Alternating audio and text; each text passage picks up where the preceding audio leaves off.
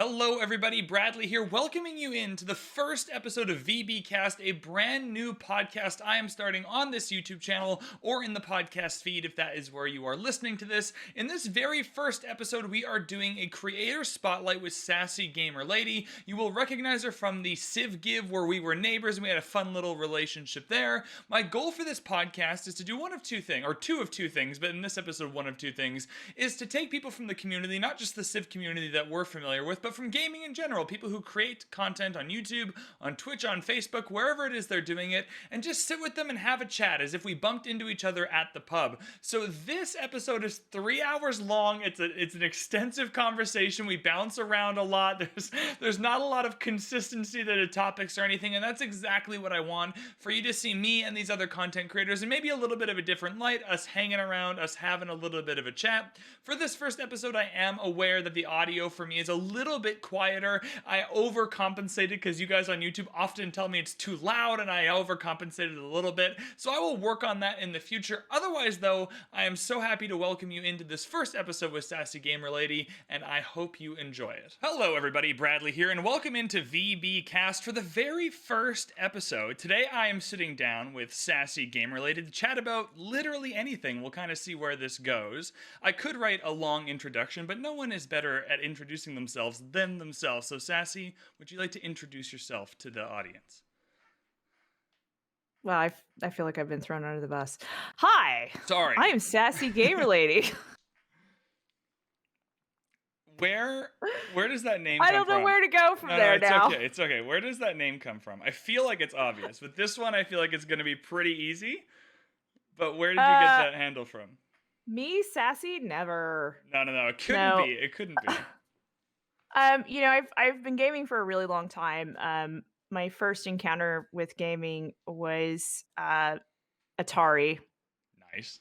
Classic. Not to age myself or anything. Of course not. And I just remember as a kid, I just remember having the best memories. I remember opening my first Nintendo, and we're talking when it was called the NES. Oh boy. Nintendo Entertainment System. Continuing to not age yourself for sure. Yeah. And playing Mario Brothers 3, and I just really loved gaming my whole life. And it was about 5 years ago. I don't know how long has Twitch been a platform for? 2011 maybe. It used to be called Justin TV. Back in the old Call of Duty days, I remember watching people on a platform called Justin.tv, and I think it's the same company that just changed their name or something. Okay. But like in mainstream relevance, 5, 6, 7 years maybe? I don't know. Right. So it was probably around five years ago when Twitch started to get, steam and people became interested in it. And my friends were like, "You're so good at gaming, and you just, you play lots of PC games, and you're just very entertaining, and you have a laugh and everything else." And I was just like, they're like, you should be streaming. And I was like, well, at the time I was living in England, and I think it was actually over 7 years ago. I can't remember. Yeah, it's definitely before I left England, and people said I should get into it. So I thought about it at the time, but then my pub was like right down the street, and I was busy. I had a really amazing pub, and the ale was fantastic. But I had a lot of really good friends, and I really love like tabletop role playing. So like D&D and Call of Cthulhu and Deadlands, and there's tons of tabletop RPGs out there. And so we would have a group of people that would meet every Thursday called Harrogate Role Players, and that's how I made a lot of friends. So I was so busy with real life and living my life in England, and I lived in North Yorkshire, Harrogate. I was just going to interrupt and be like, where in England did you live? Because I've been to England, and I just like knowing where people... Oh, yeah. So anyways. I lived in Harrogate for 10 years. It's a beautiful place. I suggest people look it up. And if you ever think about going to England, don't think just London. It's a 2-hour train ride north of London. And I would definitely go see places like York. York is gorgeous. I'd go out to see Wales. I'd go up to Edinburgh. So these are all these, like, I traveled all around England. I spent some time. I would also travel over into Europe. So my life was really busy and fulfilled. And then I moved back to the States, and I was working at the time, and a really good friend of mine was like, "You really should stream. You'd be so good at it." And I was working a job full time at a library, and I was thinking about getting my master's in library and information science to further my career. And we were looking at moving states, um, because some people don't know this, and I usually don't share this, but as we're getting to know each other a little bit better, my husband's in the military, so I'm a military spouse. So we tend to move a lot. So when I was kind of in between this another state move, which moving a lot can be very difficult, and anyone that's in the military listening know that I feel your plight. It is a difficult thing to do and to deal with. So I was like, well, I need something to kind of tide me over, some kind of hobby that's gonna help me get through it. So my husband was like really encouraging too. And he's like, you should stream. You should stream. And I'm like, I guess I'll try. So I started streaming 3 years ago in December, when I started my master's in library and information science. And it's kind of helped me through the moving and the job search, because everyone know COVID hit. So I finished my degree in 2020, and I've been looking for a job for a year and a half. So it's kind of filled that gap, and that's really helped me. But going back to the first question, I just went on a ramble. Keep Sorry, I going. apologize. This is great. So going back to the first question, it was how sassy gamer lady. It's like I always had my first tag name online was preparedness girl, because used to play Counter-Strike, and I competed in first person shooters, and I was really and we're talking Counter-Strike. Just so people know, this isn't Counter-Strike Go. And I was in a clan and we competed. And at one point it was really fun. We all met up. So I had that was my name, was preparedness girl. And that kind of toughened me up about what it's like to be a woman and playing a game online. And then I realized now I'm older, I wanted a game that can kind of mature with me, being an older gamer. And I was just like, it's got to be something good. It can't just be like sassy girl Right. or Yeah. No, that doesn't quite do it. yeah. And I'm like, I'm not a girl. I'm a woman. I'm a lady now. Yeah. And I'm a lady. And at times I can be a bit of a lady, and sometimes I can be a bit of a not so much a lady, because I swear. So I'll try to behave on the podcast. Oh I no, promise. swear away. It's all good. No, this gets the little It's a good explicit. thing we're not having beers. No, I can't contain myself from swearing. I try so hard on stream to not swear that, and my job in real life I can't swear, and so from those two, I just anytime on a podcast, it's just You got to filter. You have a filter for each side. Yeah, this is very much it's a turned off type of filter podcast. I can't do it. Yeah, so I was just like, and I can be a bit sassy, and I was just like, you know what, sassy gamer lady, that's it. And then I thought, at first I just had like some emoji, or however people say that. I'm terrible at words. So, anyways, emoji. yes, I don't know. emoji. Like, what do they call it? It's like, is it an emote? No. Okay. So, anyways, I saw a lot of streamers out there that I noticed that women tended to always, they call it the duck pose, where they put their lips there Oh yeah, yep. and they do this like selfie, like, I got you. and show their Your chest off. reenactment is so good. And I'm like, that's not me. I'm not trying to sell my body image here. Right. I'm trying to sell who I am. I want a representation of who I am, so that people have an idea when they walk into my stream what to expect. And so I saw like Carnage. Did I say his name right? I think so. I love his stream. Okay. He's cool, and he is very family friendly. He's one of those streamers that's successful and doesn't swear, which is a small Right. bag So of crap.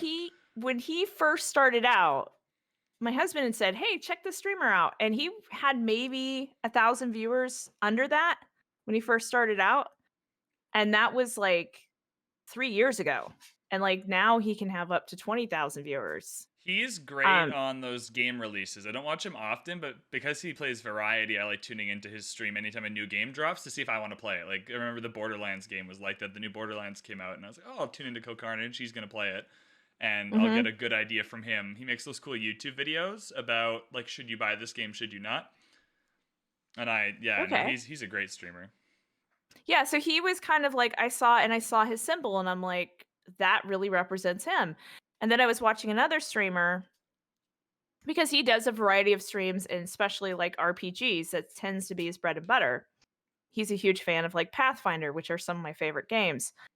And then, yes, I know, Asta. My dog is wanting attention. He's just, I love you. Yes, I The do. dog-friendly podcast. We support all Yes, dogs. I am the dog. It's like he's very sweet. Like he's just, I don't know if he wants to be or not. And then I also saw someone who I really like to watch for strategy games, and he plays like Civ 6, and he plays one of my favorite games, Darkest Dungeon, that I absolutely love.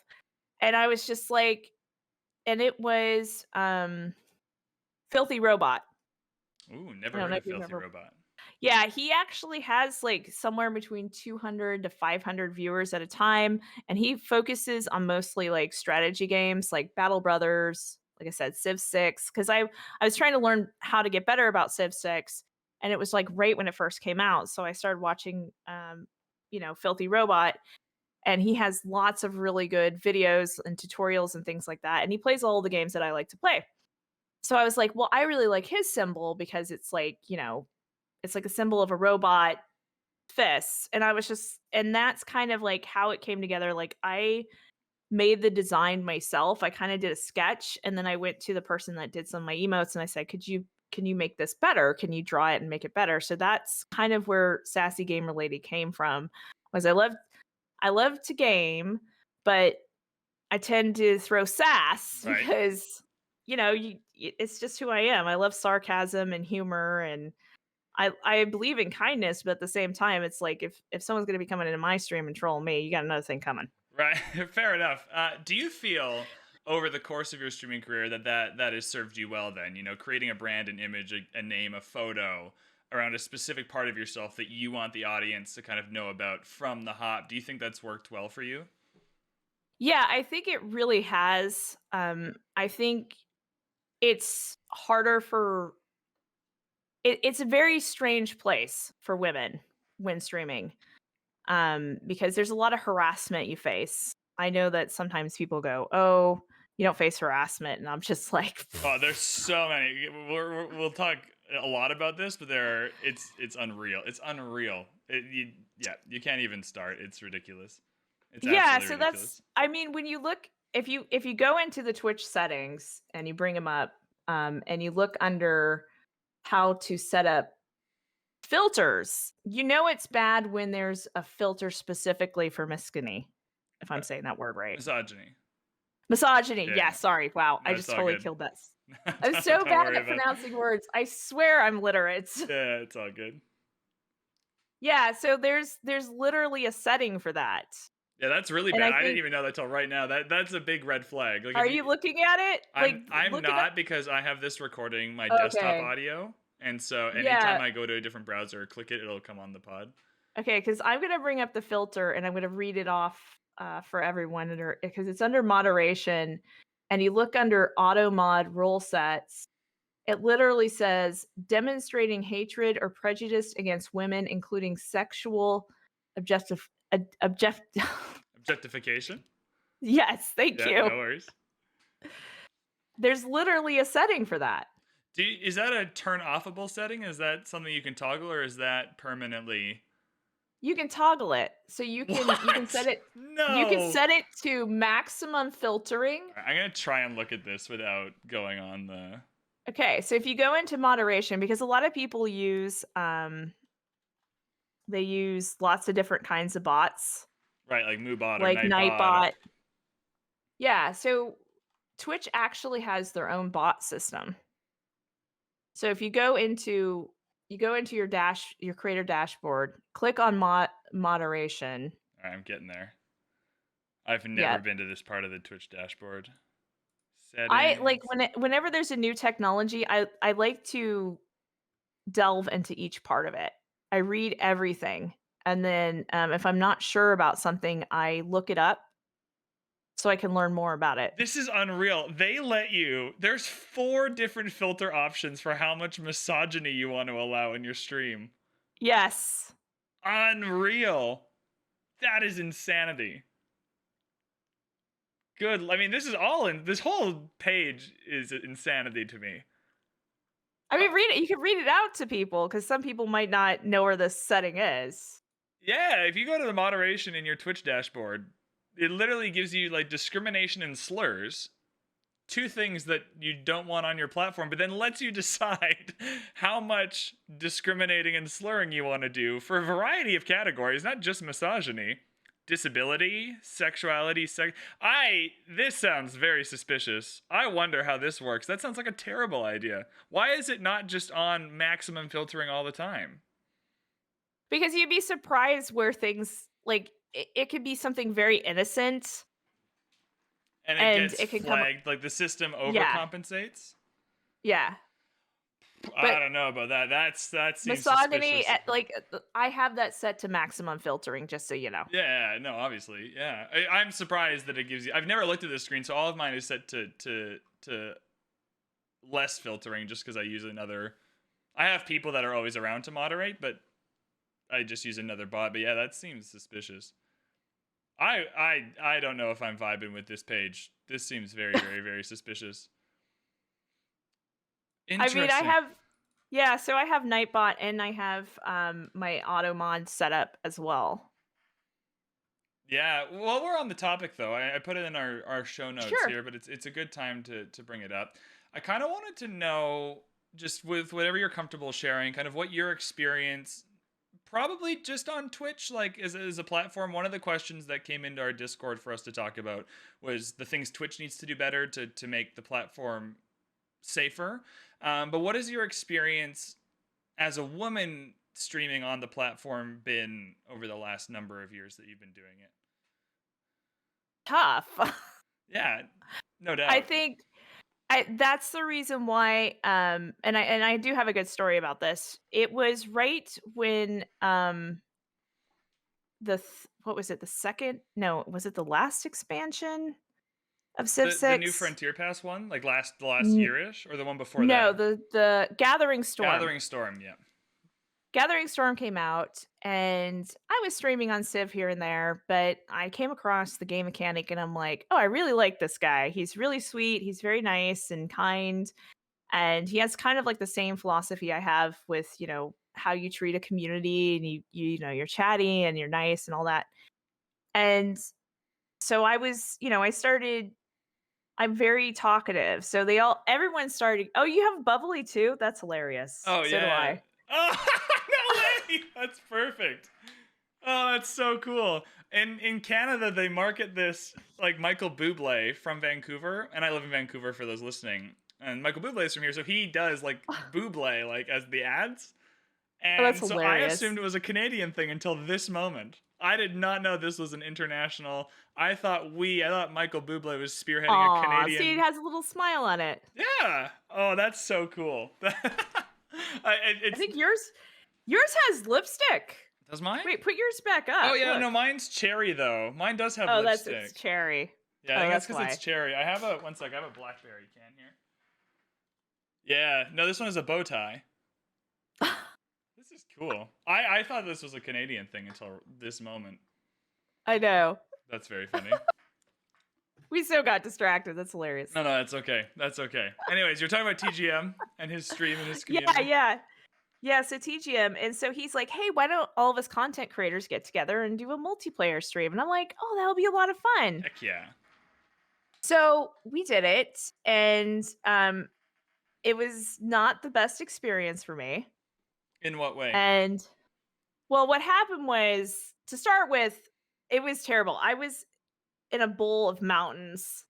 Okay, so the And game was not going well, and that sucks. was part of it. Right, that's the first part So of it. The game's that's not just to going lead well. into the story. Yeah. So I'm in a bowl of mountains, and north of me is Normulator. South of me is Tomb Raider. To the right, south of Vaguely me. familiar with all these people.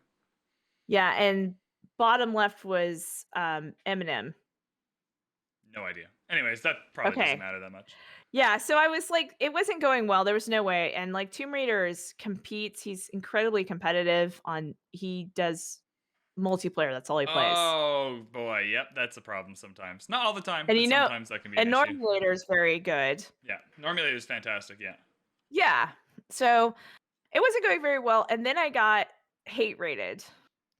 Rough. I had somebody come in and I talked about this a little bit on the Civ show, and they started calling me like a bitch and a pig and, just, attacking me as a woman and attacking my weight and everything else. And they were just, it was horrible. That's And absurd that someone would do that. Because that happened to Pokimane this week, so we're gonna talk about that as well. But that's that's not ridiculous. even the worst hate rate I've ever had. I had one that was far worse than that. Oh So boy. this happened during the multiplayer to the point like they wouldn't leave me alone, and I hadn't been had that problem that often because I was such a small streamer, but because I was participating in a multiplayer stream and there was a lot of, people, I immediately got attacked because I was the only woman. Right. And I'm assuming as a smaller streamer, you don't have the infrastructure to even not just deal with it on an emotional level, but like to actually moderate that as it's happening. Right? Yeah, and Like you would need an army moderator. of mods to start banning people. You know what I mean? So yeah, And there were that's certain unreal. things I hadn't done before. Like it's really important, and I'm gonna put this out there. If you're streaming, to make sure you check that box under your moderation that says they have to have a verified email. Yeah, is that relatively new? I feel like that's relatively new. I have that. No. It's not. Okay, so it's not new. What's relatively new is that they have to have a verified phone number if you wanna be Uh, extreme about it. okay. I knew something in And that I was fairly new. Yeah, and I didn't know about the email thing, so I think that was part of what was happening. And that was and this was 3 years ago, and that was back after that happened. I said, "Okay." I first of all, I had to put my BRB screen up, and I walked away from my computer crying because they were so horrible, and, no matter how tough you try to be, it still kinda, like, picks Yeah, away at you. there's no way to do that. You just gotta decompress It's somehow. Yeah, and so I messaged, TGM on Discord and told him what happened, and so he's like, "Well," and he came over with people, and he's like, "No, it's going to do this to Sassy," and it was really, really sweet, and then, they stuck up for me, and then I came back and I felt, I kinda pulled my shit together. Yeah. I put it all together, I put it in a backpack, all my shit, so it was together, and then, I went back and I continued to stream, and of course, I didn't win or whatever, but after that, it was like, I never wanted to do another multiplayer again. Of I course never not. wanted to Yeah. Why would you? participate Yeah. in anything that might be big because it just puts a target on your back. If you Anytime you bring up the Civ channel, right? If you or not the Civ channel, if you Civ category, how many women are actually streaming Civ 6? Oh boy. Yeah. Not a lot. Certainly not a lot. Yeah, I know. Even just people I know of, and I like tune into different streams and everything. I'm fairly well versed in like the Civ 6 Twitch community. You stream it often, right? Like I obviously know of your stream. You're here on this podcast, so I hang out in your stream. Sophie Quest streams it from time to time. I know of one woman who plays multiplayer. I know that her and her husband they're together and play. They're both high level Oh, multiplayer that's players, awesome. so they do that together. I might be missing somebody, but that feels like mostly it that I know of for sure. So And not a lot. that's a really big deal because I had a lot of women reach out to me when they saw me on the Civ Give, and that it made them feel good that they had representation because they're like, well, sometimes and they felt comfortable to talk in my chat, and they're like, I really love Civ, but I never see any women play it, and thank you so much for playing this game because I really love to play it, and I love this game. And then I had a community of women that reached out to me to join their Discord that play Civ Oh, all the that's time, really and they cool. That's super cool. yeah, so I'm glad that and then I have, new people that followed me that now they hang out all the time, and we did, like, a community game, and I think it was my first time I've ever played Civ with another woman, and Really? yeah. It makes a big difference too because just recently there's someone in TGM stream Paisley Trees I think is her Twitch name, and she's a historian or something of the sort. I'm not sure exactly how it works, but she knows her history really well, and so she made this YouTube video with her partner. I don't want to assume their relationship, but I think it's their partner, and it was a video playing through the game on deity as a certain civ, but also going over the history of it as they were playing Oh, along. that's fun. Yeah, and That's so, awesome. no YouTube presence, never streamed before, nothing. Just because was familiar enough with that community and posted on Twitter, and then through TGM's retweet of it, I came across the video and I watched it and really enjoyed it and made sure to like leave a comment on the YouTube video like, "Hey, keep going. Oh, This that's is good. great. This is awesome. I really loved this video."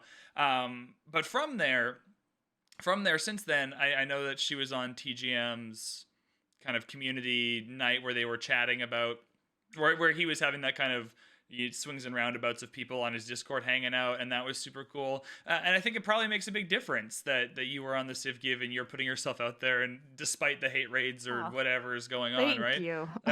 I imagine for the next person it'll make a big difference that Paisley's doing what she's doing and making those videos and covering the history of it, of the civs and whatnot. And so I would assume it makes a bigger difference than just the immediate level of kind of attention after the Civ Give and people appreciating that. I think it probably makes a difference longer term too, for people to have seen you on there and then feel comfortable to start making their own content after that. I don't And want I to. love making new friends. So I met someone, she's, now she's hanging out and part of the Discord and stuff like that. And I love making new friends. So to me, that's the biggest thing. It's not just about being successful in streaming, it's about growing a community.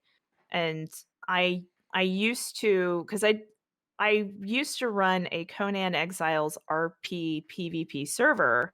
And so I already had like a community base to start with. So it wasn't like I had 0 people in my Discord. I already had like close to 100 anyways. So it felt like a natural way to move forward. And my idea was about growing the community so that more people meet and more people play games together and get to know each other and have a place to feel safe to hang out in. And I try to be as inclusive as possible because I feel like everybody is in this world together and we're all here to help each other.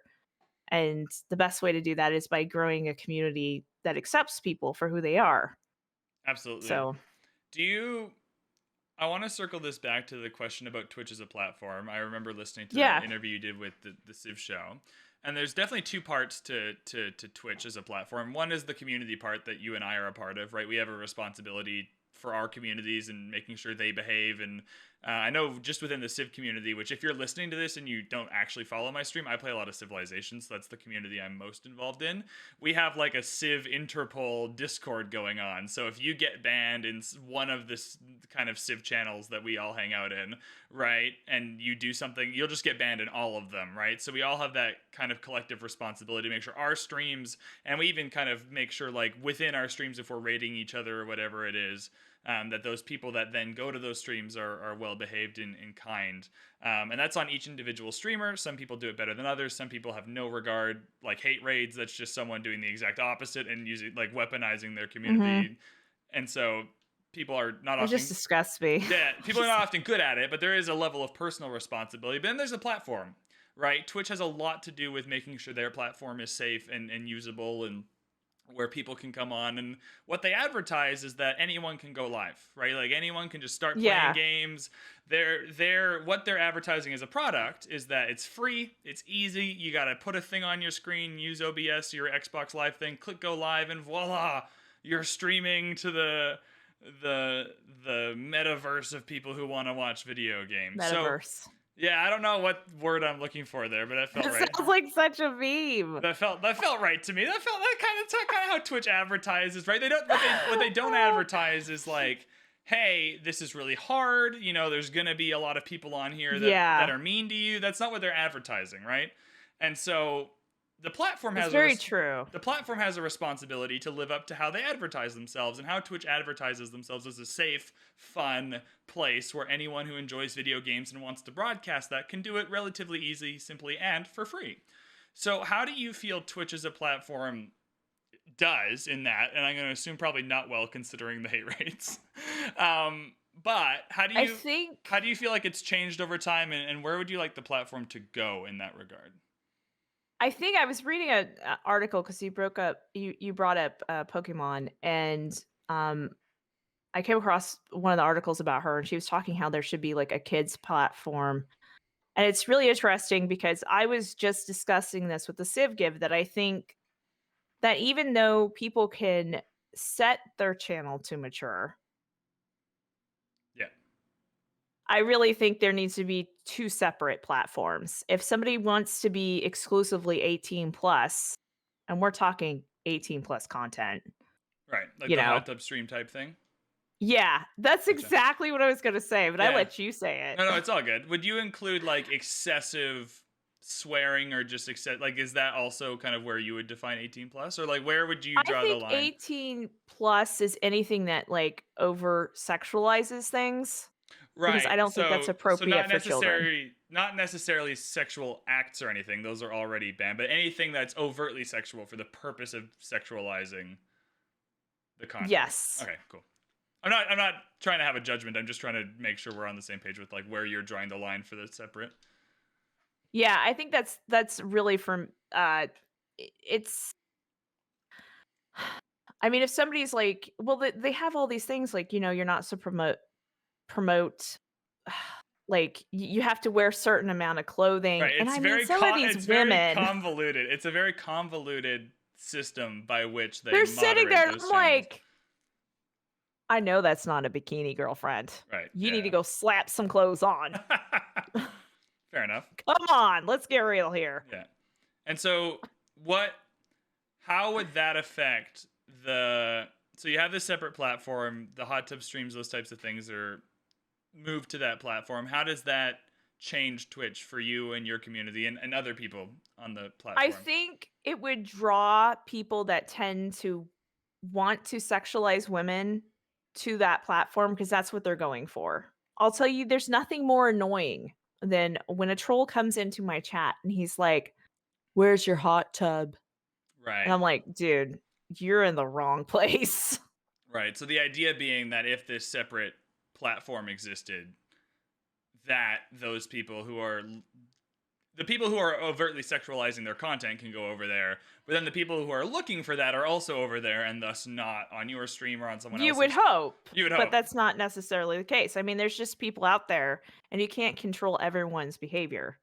I mean, I that's the reason why there's all the auto mod functions and Nightbot and all this kind of stuff to kind of filter those people out.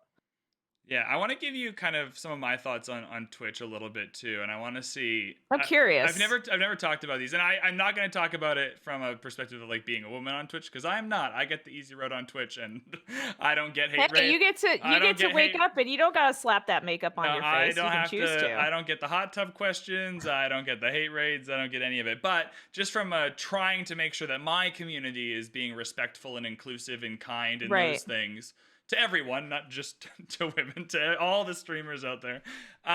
One of the things I struggle with is I find that part of what makes moderating Twitch hard for me, and I'm assuming for Twitch, is that most Twitch discoverability comes from less moderated platforms.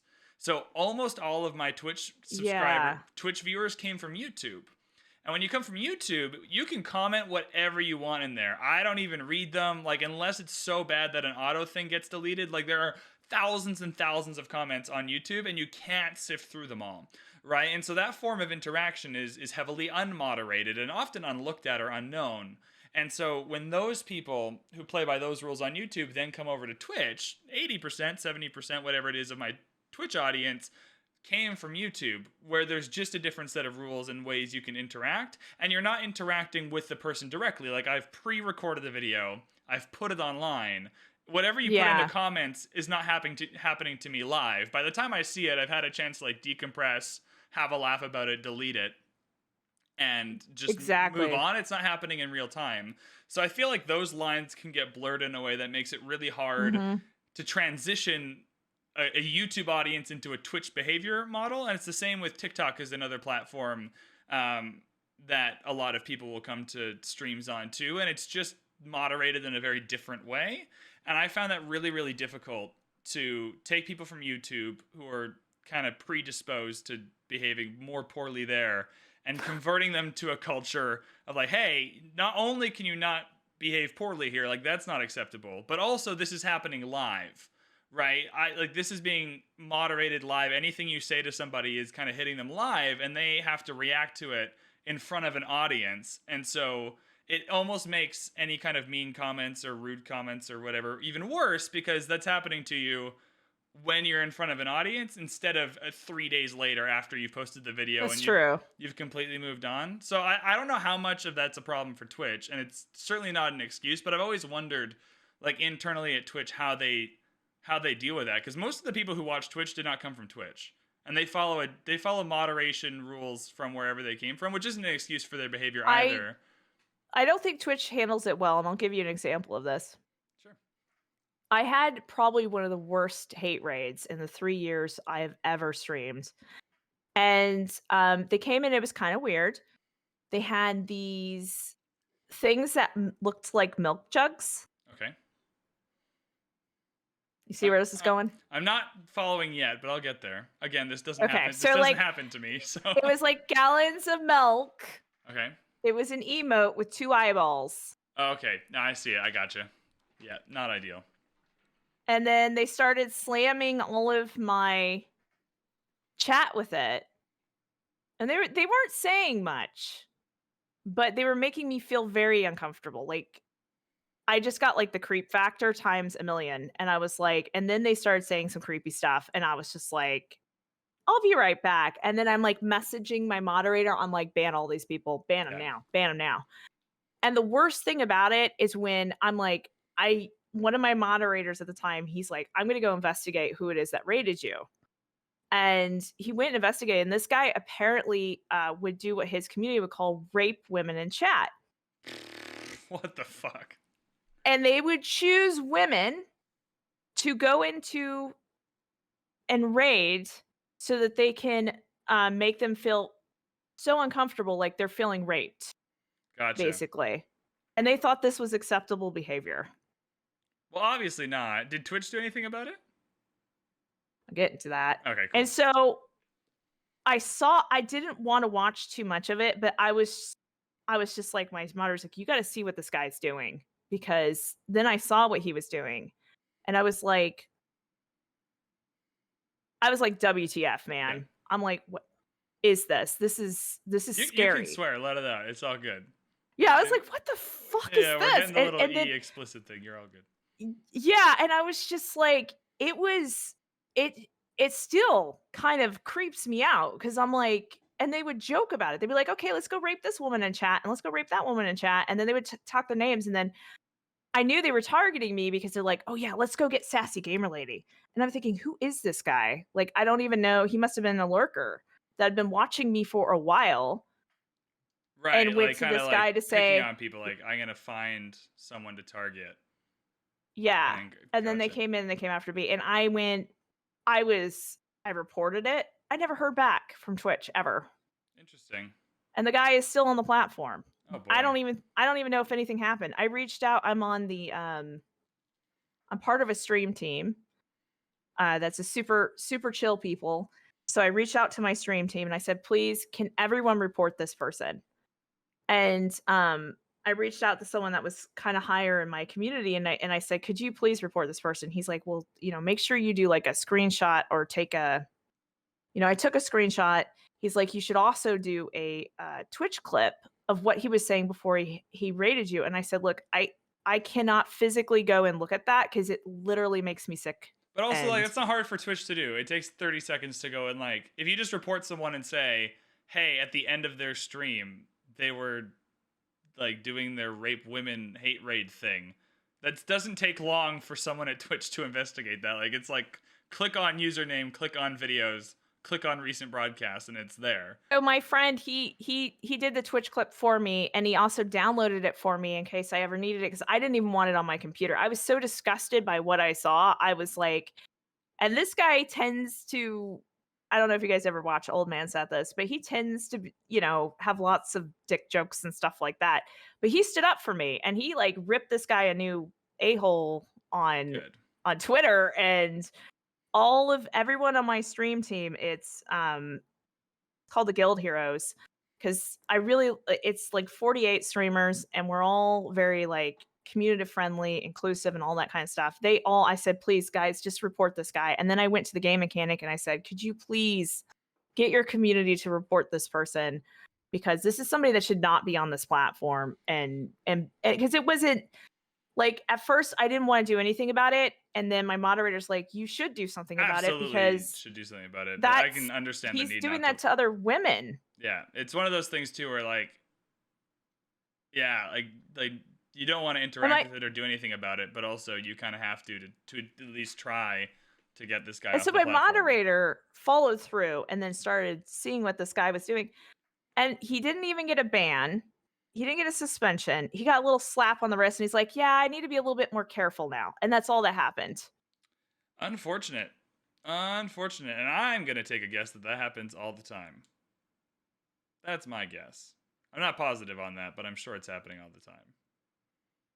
Rough. Yeah, I was looking at like a pie chart of how much money Twitch makes off of streamers. Like, I think when I saw the pie chart, almost like 60%, if not more, are affiliates. Make most of the money. Absolutely. Well, there's just way more. Like the partners on Twitch are less than 1% for sure. And the partner percentage went down last year. It used to be like 0.75%, and it was down to 0.62 or something. Before people comment, that could be slightly off, but I am positive that partnerships as a percentage of people streaming went down, not up, which means affiliates would be making more of the money. That's, I think there needs to be, so that was my experience, and that person never came back to my stream, I'll tell you that. That's a good I thing. banned all the names. I banned anyone I didn't know because I wasn't going to take a chance. And plus, I think old man Sethis really stood up for me, and he's not one to be messed with. And I love him for that. And the game mechanic made sure that other people in the community stood up for me, because when I showed him the clip, because I think one of my community members had clipped what this guy had said, I mean, it really upset the game mechanic. He's like, this is horrible. Yeah, of course. You know, so I think there needs to be more transparency, especially with reporting. When I report somebody, I should get a notification. I never got an email. Through. Yeah. There was absolutely no follow. There's no, hey, we're really sorry this happened to you. We're looking into this. Absolutely nothing. It's just like you go click report. I never heard back. Yeah, the Twitch communication for everything is awful. Right, I thought it would get better as a Twitch partner. It's just as bad. And I mean, I have way less severe problems to be communicated with on Twitch, but the communication in general is terrible. And I think I sympathize with that, or at least empathize with it, because there's a lot of just general kind of in the video game sphere, the games that do that, like not from a platform or from a abuse point of view, but just any game that has cheaters, the games where you report people and you get the confirmation, like the email saying like, hey, thank you for your report. As a result of this report and others, this person has been banned. That feels so good. It makes it feel good to help make the platform better.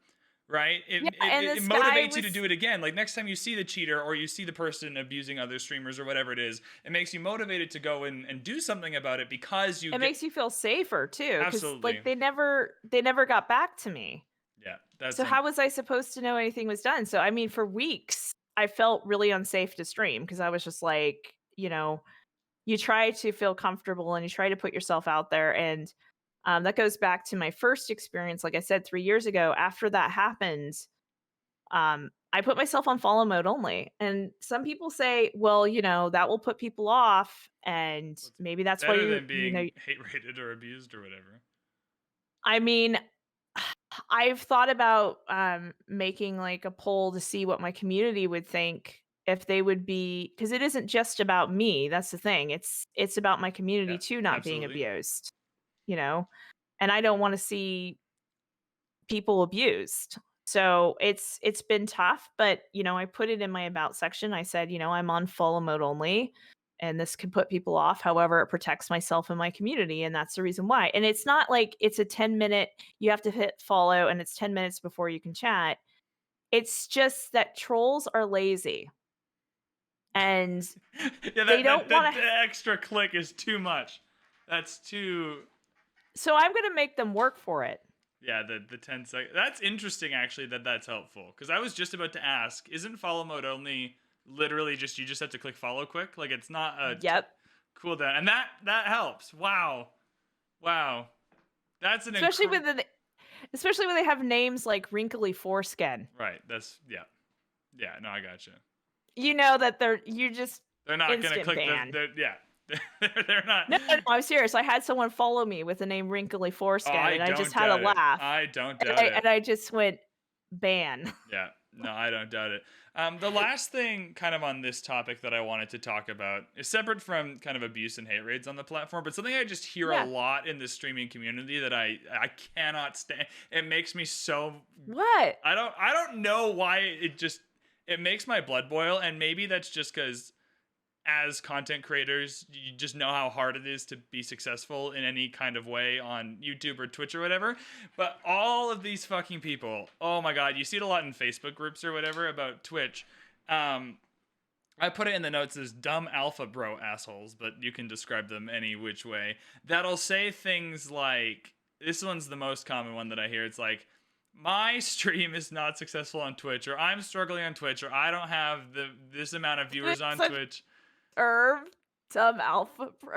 Yeah, it's like I'm not successful on Twitch because women are stealing my views because all they have to do is click go live and be pretty and people will just tune in and watch, which is the dumbest thing I've ever heard, but also something very prevalent and not at all an uncommon sentiment. If you're having to say that, you're absolutely pathetic. Right, that's what I think. You don't have content people want to see. Right, it's absurd. Or you haven't. It's absurd for a few reasons. First off, 8 of the 10 most successful Twitch streamers are men, so that just doesn't make any sense. Secondly, like if you just go on the platform, there's loads of women that are streaming to 10, 15, 20 people. It's not like every woman who streams on Twitch is like streaming to 10,000 people. So that doesn't even make sense from that. Like there's still a wide distribution of all levels. But thirdly, your content just sucks. You just suck. You're a shitty person and your content sucks. That's why people aren't watching. You're a shitty person and you should do better. Right. You're a shitty person, so no one wants to watch you. Or I guess people do want to watch shitty people to do the hate raids or whatever it is. But it's like, first off, you're a shitty person. And second off, I guarantee you the reason why you're not successful on Twitch is because your content sucks. And that's not all there is to it. It's not like you can just click go live with good content and voila, you're the top streamer on the platform. No, it's everyone starting out starts somewhere. I started out and it was just like me and maybe my husband would put on the put on the thing, and a couple of my real life friends are like, I'll put you on in the background to give you numbers. And I'm still 3 years in and I'm at maybe 15 to 20 viewers. And then I have seen a rise in my when I'm not like when I'm done streaming, I have seen my videos get 150 or almost 200 views. Oh, that's good. So that's awesome. You also need to measure your success on what your aspirations are and what your goals are. Sometimes I get really down on myself. If I have a day where my numbers dip to 5, I'm like, okay, what am I doing wrong? Where can I reassess things? What game was I playing? Right. But it's easy this is something else. If you're getting into streaming and you're getting frustrated, it's really important if you go into your dashboard and you look at your channel analytics. Analytics? This is this is the best little game that we play. I get to be like Google Translate. Thank you. No worries. My husband always, he's so sweet. I love him to death. He's such a supporter, but he's always like, I'll say a word wrong and he's like, blah, blah, blah. Right, yeah. Just like he's like, I'm just correcting you because, to make you better. And I'm like, okay, honey. Fair enough. So looking at numbers, graphs, a breakdown, it gives you everything how many subs you have, where do your views come from, and it will tell you is your views coming from your followers, other channel pages, browse pages. It talks about it gives me channels 63% of the people that come into my channel are from the game mechanic. Hell yeah, there you go.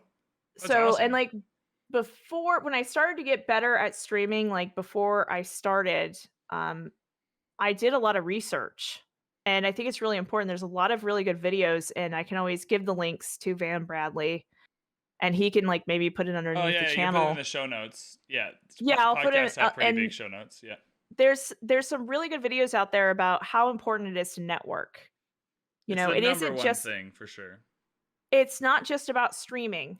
It's about being active in other channels. Like the game mechanics, um, and this is something that we were going to cover anyways, is like, you know, who are my biggest supporters? Who do I look up to for streaming? And the game mechanics, one of the biggest people I looked up in streaming. There was times where I just wanted to give up, and you know, he was always supporting me. I'm telling you, there were some weeks where like I always have no problem talking about mental health, and that was something that made me like the game mechanics. I think mental health is something that He's tends to get very generous put. with his Yeah, conversations on mental health. He makes himself quite vulnerable to talk about it, which is definitely appreciated, I think.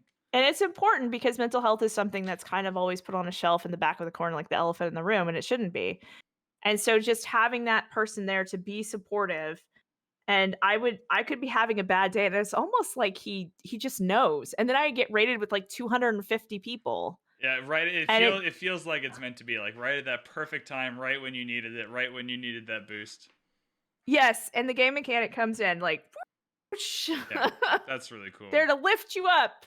'Cause he's such a sweetheart. So, I mean, I can't stress this enough, but networking is the most important thing. And it also gives you communities and people a chance to get to know you and who you are and what you're about. Like if you're in a chat and you're always like cussing people out and being a poop, nobody's going to want to come watch your material. Right.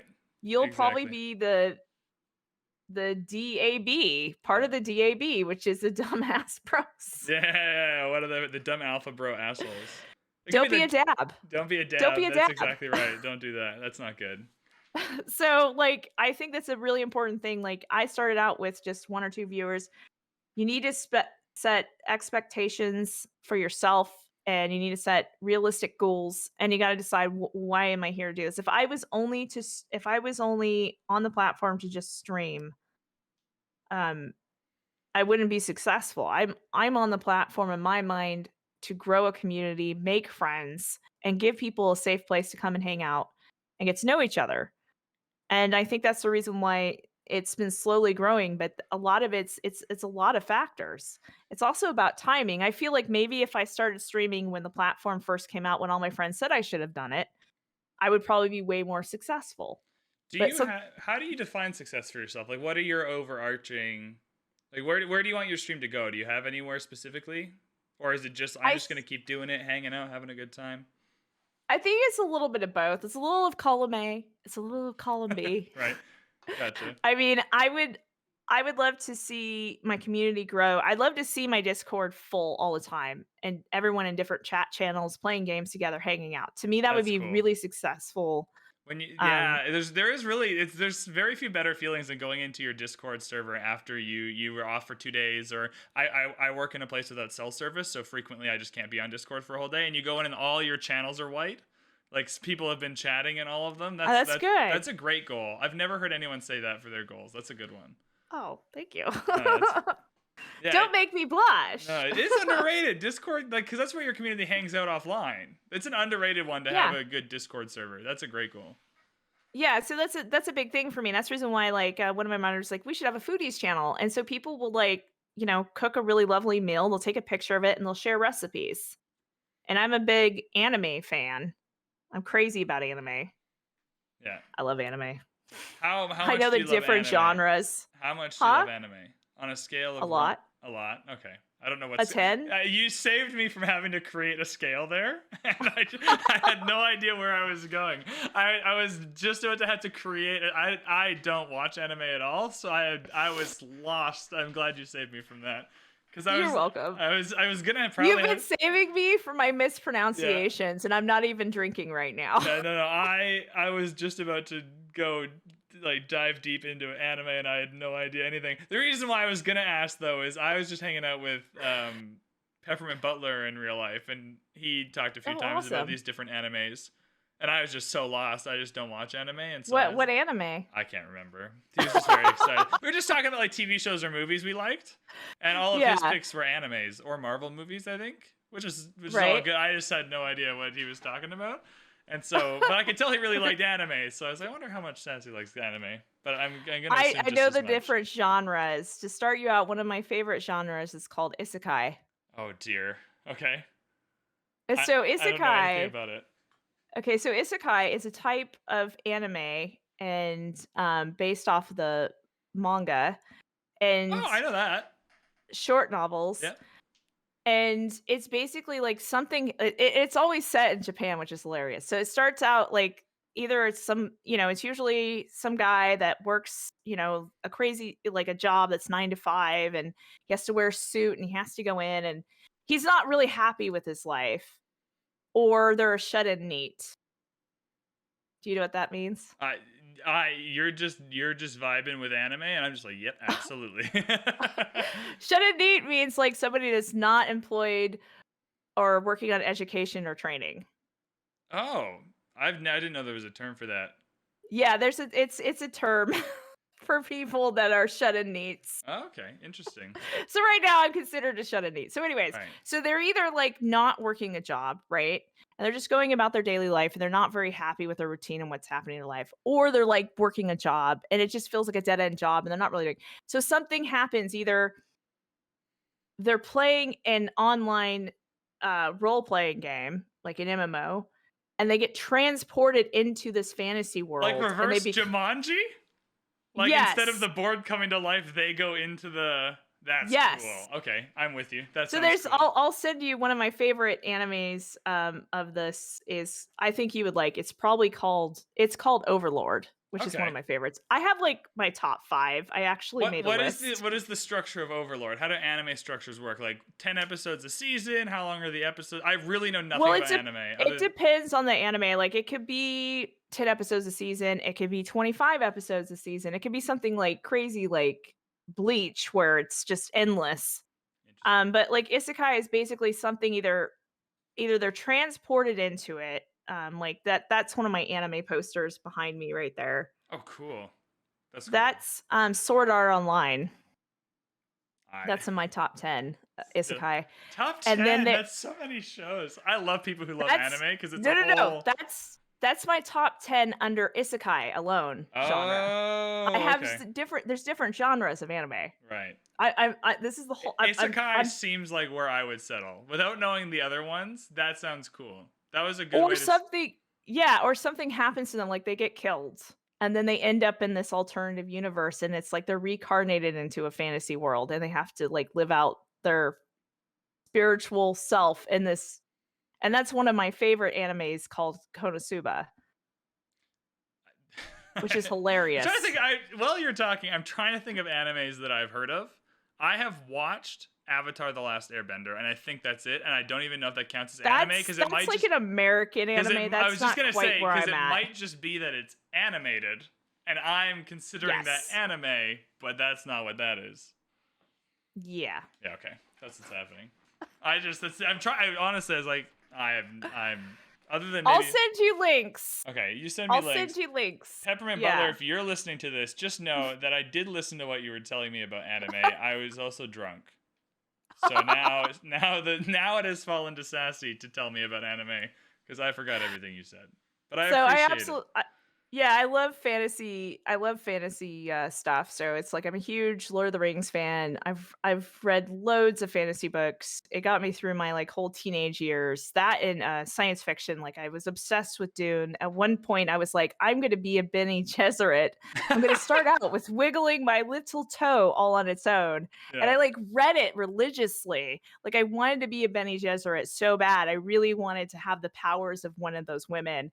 And I'm like, well, I got to start out with just wiggling my little toe on its own. Gotcha. And I couldn't even get that far. So I was like, well, I'm never going to be a Bene Gesserit. That's out the window. What are your favorite fantasy novel series? This is where I'm much more comfortable. I can put both feet on fantasy novel ground and understand what's going on. Okay, well, one of my favorite series is the Sword of Truth series. Interesting. Okay. Never read it, but heard of it. The Sword of Truth series, I can't think of the top of the head what the name of the author is. Sword of Truth. I'm Googling it now. I've set up a monitor now that I can Google without interfering with the cameras. Terry Goodkind. Yeah, that's what I just Googled too. And the thing that will always stick with me from that series was the main protagonist, Richard. The way he thought about problems was it's not about thinking about the problem but the solution. So you found like a philosophical that you were able to take something philosophically away from that series. Yeah, it had very strong female characters too, which was really important to me. Because that was something I was frustrated with the Lord of the Rings. Yeah, I love Lord of the Rings, but my favorite character was I'm trying to think of her name. She represented Rohan, and she's the one that destroyed the Night King.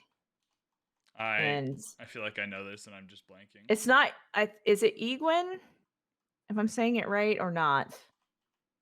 Oh, there's a character in the Last Kingdom called Edwin, and I know that's not the same thing, but that's exactly where my mind went with that. Okay. I'm googling it right Oh, now. it's Eowyn. It's just hard. I'm Yes. not know Okay. if I'm Yeah. pronouncing it. Eowyn EOWYN. was the I'm recalling shield that. maiden, yeah, Yeah. of Rohan, daughter, yeah. And she was so strong.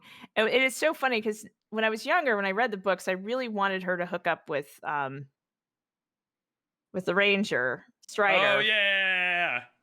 And I was Okay. so mad when he turned her down. Like, I was furious when I was reading the He's got book. a cool. I was like, "How dare It's he?" been a And while now that since I'm I've read Lord of the Rings, but he has that cool, especially when he shows up in the first book. He has that cool energy about him. Like he just kind of comes out of nowhere. He's kind of gruff, kind of yeah.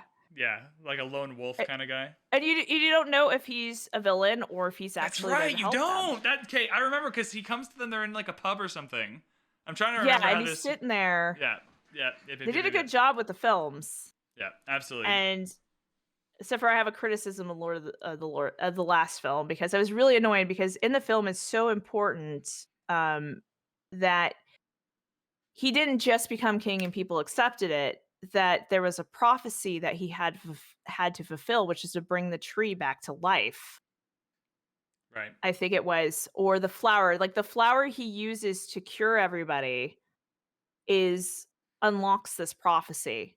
And then the tree comes back to life or something like that. And then that's the representation of the return of the king. And he fulfilled that prophecy. And that's the reason why they respect him as the king because they don't really, they don't cover that at all. And I have the extended versions. Like I sit down on Christmas Day and it's tradition. I sit and watch them All from three 11 of in the them. morning till 11 at night, Yeah. extended Blu-ray. So that was the only thing that upset me. I'm like, that prophecy is so important because people just didn't know who the king was. He'd been gone for so long. He's not like a normal human. He's part of this race of type of men that live for hundreds and hundreds of years versus the normal humans. There's a term for it and I can't think of it. So anyways, yeah. That's another one of my favorites. I did like the Wheel of Time series, but I got to the point when I was reading it and Robert Jordan had a tendency to keep introducing new characters and losing track of the previous characters. And Oh, I got to the I can feel that. I haven't read Wheel of Time books in a while either. I remember saying I and could stand better on fantasy novel ground. These are all books I read a long time ago. I know, me too. But I got really frustrated when I got to the point where it was another cliffhanger he left it at, and the book hadn't come out yet. And I'm like, you know what? I'm just gonna wait until he finishes the series. And then he died, and he didn't That's a finish it. problem. And then somebody had to come and finish the books for him. And they said, like my friend said, they cleaned the books up. I have the same But problem yeah. with an author right now, Patrick Rothfuss, who is not dead. He just hasn't written the third book in his series or whatever it's called. And I read the first two books a couple of years ago, and they're so freaking good. Like they're just incredible Oh, that sounds novels. Good. And he just hasn't written. Maybe he is dead or something. I don't know. I'm kind of stuck on a fantasy series I just haven't finished, and I hate to be one of those people that doesn't finish a book and then just goes, you know, I'm just gonna shelf this for a bit and go to a new series. So I'm trying to still finish that. And it's the first book was fantastic. I think it's called the Dagger and the Coin series. Yes. That sounds familiar. I've certainly not read that though. Yeah, the first book is The Dragon's Path, and the name of the author is Daniel Abraham. However, that's a pseudonym because he didn't want to be stuck just writing one genre. So he's being also the typecast same. Almost? Yes. So he's also the same author that wrote The Expanse. Oh, The Expanse is so good. It is really good. I love it. Both are great. I haven't read the books. Unique. That doesn't usually happen. I know, but the show is really, really good. I just didn't like how they did that one character dirty, but I don't want to like spoil it for too anybody. much on here, yeah. Yeah, but I think you know who I'm talking about. Absolutely. I love that character, and I was like, but there was like a whole thing behind something he did, and that's the reason why, as a cast member, he said, "No, I'm leaving the show. I don't want to Yeah. cause you guys problems." So he had some sexual harassment That's a good reason to case leave a against him. show. Yeah, and then like it disappeared. Like you never know if it was true or not. It just went like you can't even find it on Google. You're like, what happened to him? Nobody knows. So you're like, oh, that can't be good. It cannot be good. That certainly Yeah, cannot so be good. that's a series I've thought about or I've read and stuff, but I haven't read the Expanse series. But a really good um science fiction series on Netflix that I highly recommend, and they only did 2 seasons. The first season is really, really good. It's called Altered Carbon. Oh, I've heard of that. A lot of people have recommended that to me. It's excellent. There's Alter Carbon that gets recommended a lot, and then there's some like Sense 8 or It something that has people recommend it a lot. kind of has like the Blade Runner feel to it. It's very like cyberpunk. It's about this idea about, because a lot of people say, and this is what they've said about Blade Runner, is based off of a short series like book called Do Androids Dream of Electronical Sheep? And That's such a fun idea. yeah. Yeah, that's the name of the book, and that's apparently what Blade Runner was based off of. So it deals with this idea about consciousness and are, are robots like can they become self-aware and all this kind of stuff, and that's what they kind of deal with Blade Runner. In Altered Carbon, they deal with this idea about consciousness being put into like basically like this small disc almost. It's like this round thing, Like a and flat, that like you a. can just you just insert it into the back Oh. of somebody's neck, and their consciousness can be put into any So body, you and can your mix and body's just a match. You slave. can have like a bunch of robot bodies and just like plop your consciousness into whichever one you think. But they don't use robots in Altered Carbon. They use actual human beings. That is fucked. That is Yes. wild to wake up in another person's body. Yes, Like and that's why Altered at least with something Carbon like is that Freaky good. Friday, it's your mom or whatever it is. Like you're swapping with It's someone way you more know. freaky than that. That's what I mean. Like Like this is oh boy. So to give you an example, like a little girl was killed in a, a drunk driving incident, and the little girl wakes up in an old woman's body. Oh god. How does that Because even? Don't tell me because that's probably the point of the story is to figure out how that even works. yes, But man, that's a good hook because I'm immediately like, how does that even work? yeah, so that's really, really interesting. So if you guys haven't seen, it's on Netflix. If you haven't seen Altered Carbon, I highly recommend it. Yeah, that's Isaac Asimov's books, Foundation, his series. They just did a show on it too, and that also delves in both the books and the show. But I would almost consider them separate. They're both very good, but it's more of an inspired by kind of thing than a direct adaptation.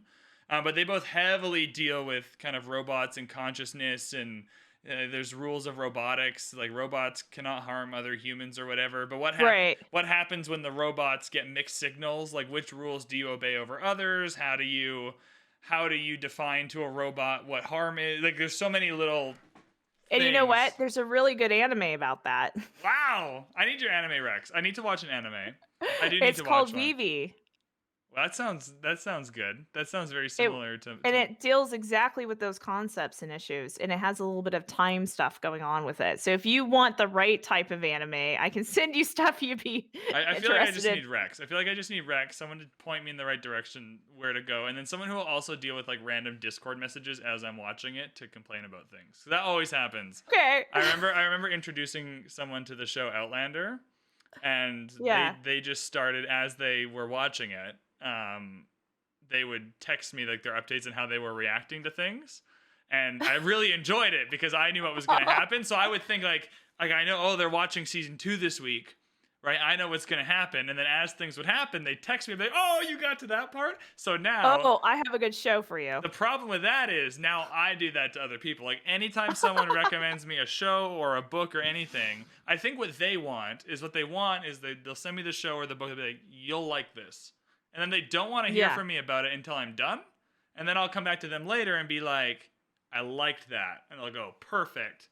And that's how that interaction normally goes. But now I've just become an absolute jerk. And I just spam people with like, oh my God, Fantastic. just got to chapter 2. How did this What did I walk? So I've been Bradley mode. I've been corrupted. My friend did that to me, and I loved it, and now I can't. Okay, do you like kind of spooky, suspense, scary stuff at all? I would trust your judgment. Like if you think I would like it, then It's I'll really, take. really good. It's really good. It's called like when I did a lot of tabletop role playing, I'd play this game called Call of Cthulhu. And if there's any Cthulhu fans out there, hey. Um, There's but probably my a Discord you brother-in-law, can join. yeah. And then my brother-in-law, he's like the master of Cthulhu. Like he knows all the lore and read all the books because it's I'm trying to think of who wrote the books about Cthulhu. I should know this off the top of my head. Somebody's probably screaming at me right now. Isn't Cthulhu? I'm aware of Cthulhu as like some kind of ocean vague. Is that correct? Who am I thinking of? Like some kind of You are ocean not monster? thinking. No, No. Who's the ocean monster? no. He's Is like Danu? No, there's some kind of ocean monster I'm thinking of. Sorry. the Kraken. No, the Kraken. Okay, I'm Cthulhu mythos. What am I Okay, thinking of H.P. here? Lovecraft. Forgive me, everyone, that I did not remember that Oh off the my top of god, my I'm head. so wrong. I just googled it. Oh no! Wait a second. This photo of Cthulhu is surrounded by waves and stuff. Okay, Yeah, but I'm incorrect, but like from like the 6 images I've seen, this feels like I was. I can understand that. That's okay. Okay, I feel better now, but still very bad. Who was I? I think that's. Anyways, sorry. Okay, so so what's hilarious? So what's really good? This is the show I recently watched on Netflix, and it's called Archive 81. Never heard of it. It's really good. We have different. We're in different countries, so we might have different Netflix. Like Altered Carbon is definitely on mine. But it's an original. It's like okay. if it's a Netflix original, Altered Carbon isn't a Netflix original, and so is Archive 81. Cool. So it'll be on my Netflix. So it should be. Yeah, and I understand that. Like when I lived in England and I moved to the States, it was like completely different what was on there. But Netflix originals will always be across the board. Yeah. So it's a really interesting show. It starts out where this gentleman he's hired to fix these videotapes from the 1990s. And so he goes and he starts fixing these videotapes and all these strange things start to happen and he kind of unravels like the story of the person that the tapes are of. And I don't want to go too far into it, but there's a lot of suspense. There's a lot of weird things happening because he's watching the tapes. They make a lot of references to The Shining. A lot of nods and references. So if you like I like The Shining. If you like The Shining, you will 100% love this. And it has a very, like, for H.P. Lovecraft fans out there, it has a lot of those vibes. So I highly recommend it. I think you'll really enjoy it. And if you like something scary and suspenseful, watch it. If you don't, stay away. That's all I gotta say. Like my sister. I'm gonna get your Rex in a Discord message after, so I don't forget them. Yeah, I could send some recommendations, and I'll send you some links to some trailers as well, because I think sometimes it's the best way to share something. It's a lot easier to just talk about it, but then you're like, oh hey, check out this trailer. Trailers are helpful. That's a good way to do it. Yeah, because then that gives you an idea if you can watch it and see if it hooks you, and if it doesn't, then you can just move on. So absolutely. All right, we've already been going for 70 minutes, which is awesome. Oh my gosh, I'm sorry. No. That's the whole point of this is you just go. But you can edit it down. There are a few things I want to circle back to really quick that have nothing to do with anime. The first is, unexpectedly, I spent quite a bit of time in England, just for work and other things, and I have lots of friends out there, so I frequently go. And I want to know, what is the thing you missed most from England? Because I have lots that every day I'm like, oh, I loved that thing about England or the UK or whatever. What is it you miss most? I miss the pub. That's what I was gonna say. It's the pub. I would say like the pub is a very different thing in England. Oh, it's beautiful. It's a beautiful thing. Like a bar in the States, because the pub, like, there's no music on, there's no TVs on if it's a proper pub. You walk in and it's about having a pint and sitting down with your friends and having a conversation. Yeah, it's incredible. The whole atmosphere of pubs in the UK, that was my answer as well. I just miss it so much. Oh man. And it's such a good story because my husband, he was in England and it was his first time leaving the States. And it was the middle of winter, and he's like, "Where are all the people?" And I'm like, "They're in the pub." And he's like, Pub, man. "The pub?"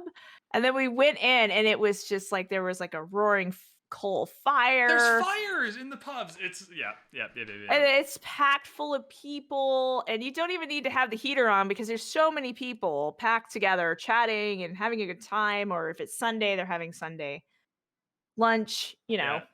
But Sunday dinner there's something about the whole with the Yorkshire atmosphere pudding. and the Yeah. architecture as well. Like most of the pubs, they're small. There's a low roof on it. If you order like an ale, they're pumping it out of a barrel. Like it's not as mechanized and Yeah, modernized of a it's a process. hand pump. Yeah, like Yeah. it's not the whole feeling of it is just much more like communal. Like you're there to interact and socialize and be part of a community. And it's not Yes. it's not corporatized either. Like it's usually like Yeah, and it's not like in America where in bars where you have these tall tables. Like the tables are actually like you would have in your own kitchen and they're mix with and match too. chairs. Like the tables are never the Yeah. same as all the other tables, and the chairs are just like whatever they could find, I guess. Yeah, there's something Yeah, about the and whole. benches and stuff like that. Yeah, Yeah. not for So the it's like specific, not for the specific pub, but I also miss spoons a lot. Like just the I reliability. love Weatherspoons because no matter where you went, there That's was always a Weatherspoons, and they would flip an old place yeah, into a pub, yeah. and they Spoons had the is best price for ale. That was that's right. they usually had ale festivals year round. Yeah, no, spoons is a huge miss for me. It changed the way every time I visit there, there's just always a spoons within 5 miles of you or whatever it is, and they're cheap. Cheap, not so great food, but food. but that's the point, though. It's almost part of the charm. It's like cheap pub grub, right? Yeah. You're gonna like I don't know. You're showing up with your mates, having a Yeah. couple pints. It's a pregame for sure. The amount of times you'd go out for the evening with your friends and you'd Yeah. pregame at a spoons. Yeah, that was just what you do. And the other thing that's different from the States and pubs is, unlike bars, is that pubs, you brought your children Yeah, and your dogs. yeah. Lots of It pets in the was pubs. That's true. Yeah, it was a family atmosphere. It was not a bar. Yeah. And so I lucked out where we moved because I now live in South Carolina, that I found a place just like that. Oh, that's cool. So I feel And like they have South Carolina would have a place like that. They have 21 beers on. They have a lovely outdoor area with like oak trees, and you can sit outside, and very much like that. So it's really nice. But that was the biggest thing for me.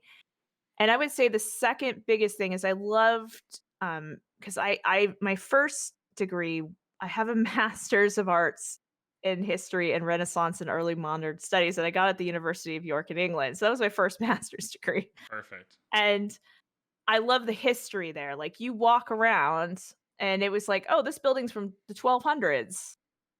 Like you wouldn't see Yeah. that in the States because the States didn't exist at that point. Yeah. So the history, you walk down a street and you could just imagine, well, what was this like 500 years ago? And a lot of the buildings haven't changed because they put laws in place to protect historical buildings. So it's like having that history and being able to walk to places. Like I lived in Harrogate, and there was this beautiful place called Fountains Abbey. So if anyone's seen like The Witcher season 2 of Netflix, a lot of where they film those outdoor scenes are actually Fountains Abbey in North Yorkshire by Harrogate. And I remember walking around Fountains Abbeys and all these beautiful ruins and being able to learn about the history and go to all these different castles and learning the history and going on all these beautiful walks. And that's another huge thing I miss from living over in England. And public transportation. Like in the States, everything's so spread out. In England, I could walk into town, and like the bus station's next to the train station, which is right across from the taxis. Yeah. Yeah, So, you definitely, there's a few moments I didn't own a car. Yeah, there's a few moments of big culture shock that I had there, and one of them was in Ireland, actually. Not exactly England, but similar enough in terms of time frame, where I just walked by a pub, and it was originally from 1160 or something. You're like, what the hell is going on? Like, Yeah. it's like, in my head, I can't even imagine that, 900 years ago or whatever it is, someone walked here for a pint. Like, what I'm doing right now, Yeah. I'm going to go in this door, and I'm going to have a beer. And a human being 900 years ago at this exact same spot did the exact same thing that I'm about to do. I know, There's and that's something crazy amazing. about that I never got over. I had this super embarrassing moment in Edinburgh up in Scotland, and this is the most embarrassed I've ever been in front of another person. And it's not What? that embarrassing. Like, it's not as embarrassing as a lot of people's most embarrassing stories.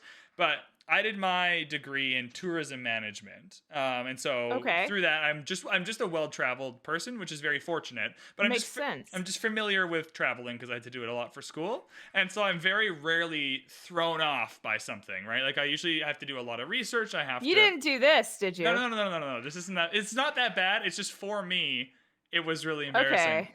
So I usually do a lot of research before I go. Different cultures, different things don't throw me off. Timelines, I usually understand how things have gone. So I just went to Edinburgh, and I was vaguely aware that there was an old Edinburgh and a new Edinburgh, and that there was a distinction between them and all of that stuff. And so my favorite form of traveling, especially if I'm going to be in a place for a long time, is just walk. I'm just going to leave the hostel or the hotel, and I think, yeah, that's how I feel. just gonna walk around, see the sights. Like I'm not gonna do the touristy stuff right away. I just want to see what's going on. So I book this hostel and I walk around Edinburgh for a couple of days, and everything's just fucking old. Like it's just an old place. Everything, right? Like it's just way older than Vancouver It or is. anything I've seen. So everything's just old. And so Yeah. I decided that I wanted to go to where New Edinburgh was. I was like, fuck this. I need to go to New Edinburgh. Like, I need to find New Edinburgh because all I see is old Edinburgh. And so I go and I bother the concierge and I I confidently go up and I go, hey, I've been here for a few days now and I'm obviously not from here. And so I would like to be pointed in the direction of New Edinburgh because this is all pretty old and I want to see what like New Edinburgh is like. And I assume to be kind of like London. Like when you cross the Thames in London, there's a skyscraper district and that's like the new part of London, right?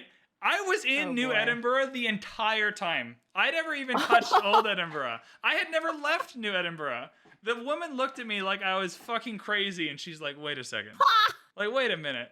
This is New Edinburgh. And then I realized that it's all perception because to me, this is all ancient. This is all 200 years older than Vancouver. I had a feeling that story was going in that direction. Oh, so I was like, so, I think I vaguely remember something about that. It's not the most embarrassing thing you can do, but like just confidently walking up to someone and just making a total ass of yourself. It was so, I felt so embarrassed. Anyways, I learned that New Edinburgh was minted New Edinburgh or whatever in like 1700. So it's no wonder I thought it was old. But it was it was very culture shocky to me. I was like, oh, I'm in a different place that's on a different timeline than where I'm from. Well, my biggest mistake was when I walked up, and that was back when I would have a Jack and Coke, and I would say, "Oh, can I have two?" Oh no, no, that's very bad. Can I have two? Yeah, no, I was fortunate enough. My British friend sitting next to me says, "Don't do that," and I'm like, "What do you mean, don't do that?" He said, "Never raise your two fingers up like this." Because that's basically telling them off. Yeah. That's like flipping off. And, yeah, that's exactly what it is. And my friend told me the history behind that. And I was like, well, why don't they use the middle finger? They're like, because back in the days when England would fight France in medieval times, they would use the longbow. And when French military would catch, or French soldiers would catch English soldiers, they would cut their two fingers off so that they could never use the longbow again. So that was a way of the English going, up yours, I still have my two fingers. Yeah. And I was like, oh, I did not know that. Yeah, I was fortunate enough to, I work with a lot of people from the UK, so I got a full cultural download before I went, like, here are the things to do and not do, here are the things to say and not say, here are the places we're going to go and those types of things. No one told me about the timeline of New Edinburgh, though. I was not warned by my Scottish friends that I would find New Edinburgh rather old, which was unfortunate. That's hilarious. Yeah. You wanted to talk about board games while we're here. Now, in the Discord, mentioned that I know nothing about board games. I like board games, but I know nothing about them.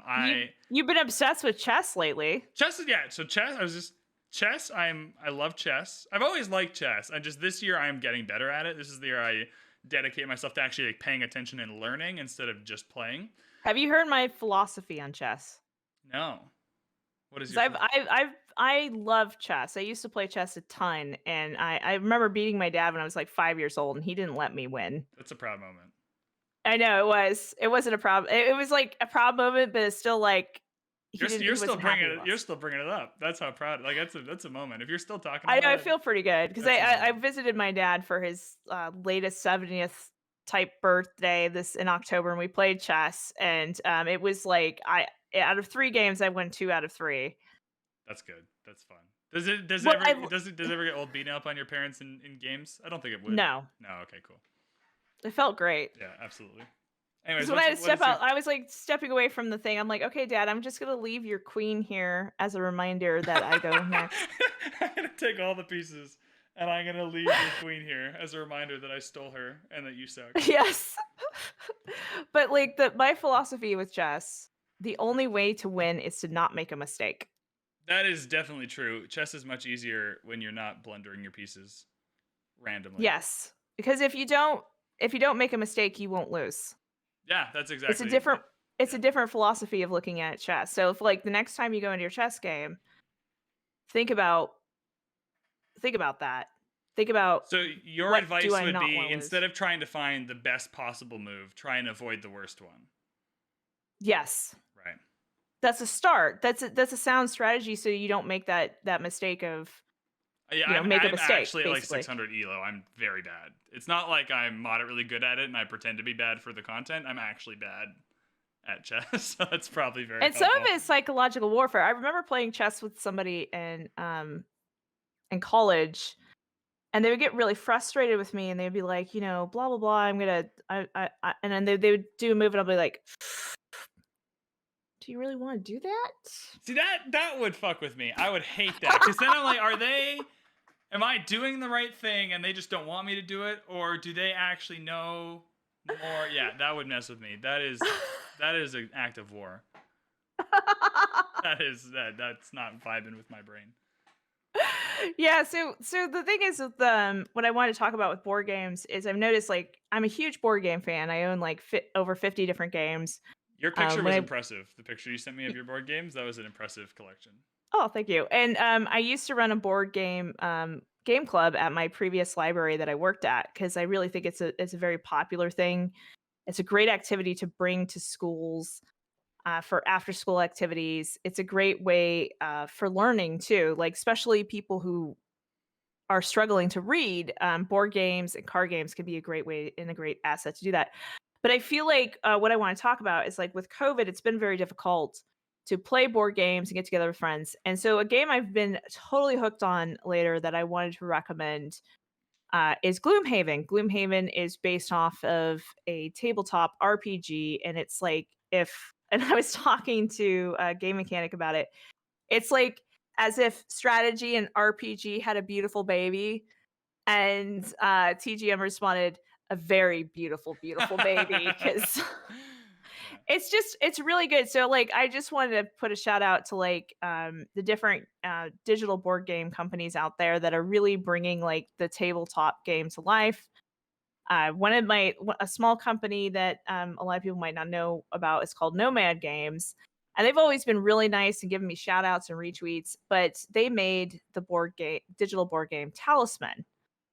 And I know there's probably some Talisman fans out there. They probably have it on their tablet. They might have it on that, but they've also made other digital board games that are worth checking out. So I definitely like check them out, and I would look at Gloomhaven. And if you like strategy games, one of my favorite strategy games is it's called Terraforming Mars, I've and heard of that one. it's a digital board game now. But like right now with COVID happening, I'm hoping that it's going to be like the golden years of digital board games. I'd like to see more games put out there. There's like Tabletop Topia. There's lots of places out there that are trying to do digital board games online that people can come together for that. And I'm like Tabletop Simulator is another one. And there's and I'm just saying this out that people are still stuck at home and looking to try to find new ways to hang out with friends. That's why I'm mentioning some of the digital board games. And then there's also, if you're interested in D&D, there's Roll20 is a great resource. That's what I use when I stream my D&D games. So there's stuff like that. There's a lot of interesting things out there, but I've been obsessed with Gloomhaven because it's really good strategy, but it's so much fun because you're growing your character, you're playing with your friends, and you're doing a lot of that kind of stuff. So I've been completely obsessed with that. And I think digital board games are great, and I'd love to see more streamers stream them because it doesn't seem like anytime I'll be streaming like Talisman, I'll be like the only person. I find that interesting. I have two kind of follow-up questions to you about digital board games. So Yeah, I'm someone who's not familiar with it, but love playing board games. I'm not someone who would buy a board game, right? Like I would go like if I was right. like actually raising Zozo from the Civ show. He's a big board game guy. And Yeah. when I was just in Toronto visiting them, he didn't bring a board game, but we had talked about it. But he brought like custom Magic decks and stuff for us to do, and that's perfect. Like that's something I would never do, but that's something that I would be interested in participating in if other people were doing it. With digital board games, do you find it easier or harder to recruit people? Because on one hand, people can be online. Everyone's at home, everyone's online. It's very accessible to hang out with your friends, kind of, because you don't have to physically go anywhere to do it. Right. But on the same token, I'm assuming instead of having one person own the game and then everyone's playing it, like if I wanted to play Gloomhaven, I'm assuming That's true. each person would need to purchase Gloomhaven, which might be a barrier to entry. So I was actually just wondering how you felt about digital board games in terms of accessibility online, because in my head they kind of have very distinct pros and very distinct cons, which might be part of the reason people aren't streaming them. Well, the thing, I think it's a number of things like what you mentioned, but usually if you go to a Steam sale, you'll find a digital board game for like $5, Right, so like typical $4. Steam style stuff, like a really Yeah, Steam sale. an affordable good game.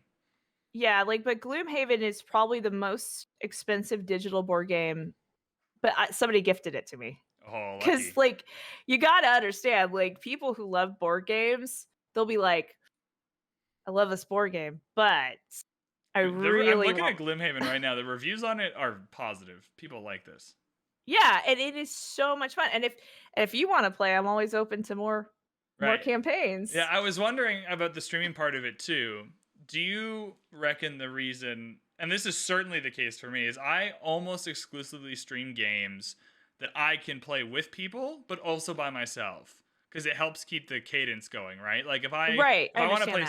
Civ, I can mostly play by myself actually, but I can play with people. Same with Rocket League, same with Football Manager, any of these other games. But with a digital board game, you kind of need to be playing with other people, and if you plan a Not stream. necessarily. Oh, okay, interesting. See, this is just my impression of it. I could be totally wrong. Yeah, digital board games are set up differently so that AI is incorporated just like it is with Civ 6. Interesting. See, that's where I would have been completely wrong. I would have just assumed you would have needed the crew to play instead of having an AI. I don't know why I would No, have you assumed don't. that. Like you can play Gloomhaven completely on your own. Interesting. Wow, However, I you don't know why I feel so dumb, but like I just assumed there was no AI. Like I don't know why. I just assumed with digital board games you'd need the same crew of people. every digital board game I play, Talisman, Terraforming Mars. Terraforming Mars has excellent AI because it just kicks your butt. Cool. Gloomhaven has excellent AI because, like, with Gloomhaven, it's a bit different where even in the board game part of it, it's like the game is kind of its own GM. So it's kind of, I guess it has stuff in place that it moves the pieces and you don't have to play the bad guys or whatever. But I think digital board games are the wave of the future because it makes it so much easier to set up a game. The biggest hassle with big board games like Talisman, Terraforming Mars, there's tons out there. A Gloomhaven, for instance, is the time it takes to set up a game. It could take 45 minutes to an hour to set up a game, and then that can take even longer to read through the rules, set up all the pieces, get everything out. Instead, you don't have to do that. It's all done for you. And you don't have to worry so much heavily about the mechanics of the games because it puts you through the process that you would normally have to go through individually on your own to make the flow of the game happen. So they're much more So like, accessible from a new player point of view.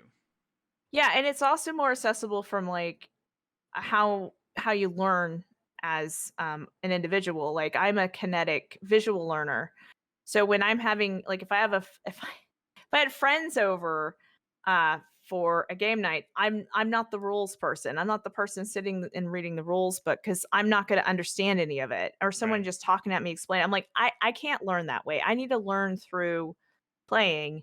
And that's another good thing about most digital board games. Almost every single one I have, they have a tutorial. So they teach you how to play and they show you the stages in which on how to play. So you're not just walking in there cold fish and you don't have to spend an hour reading a rule book and then spending another hour setting up the game. and then agreeing that you're going to play. You know what I'm saying? There's so many. Absolutely, I totally get it. Absolutely. Anyone playing, like, any board game people out there know exactly what I'm talking about. Like, if you have a board game night, if you don't have that game set up before people come over, you know you're spending 2 to 3 hours before you even sit down Yeah. to play it, and then you know it's almost 10 o'clock at night after you've only had an hour of playing the game and you didn't finish it, That's very you know? interesting. Yeah, I will fully admit to never thinking about digital board games. But I think on the viewer point, it could be boring if you don't know the game, and I they're think that's you true know, with it's all games, though. Like from a streaming point of view, I think it's up to the streamer. Like any streamer can make any game fun, and any streamer can make any game boring, right? Like I make if I I go to, make it fun because when I start losing. yeah, if I go to Fortnite, is an example. People like to meme Fortnite. If I go and find just in the Fortnite directory, not a board game, but just as an Okay. example, I can find some creators that make me like Fortnite. Just the way they play it, the way they Wow. commentate, the thing, right? Oh, okay.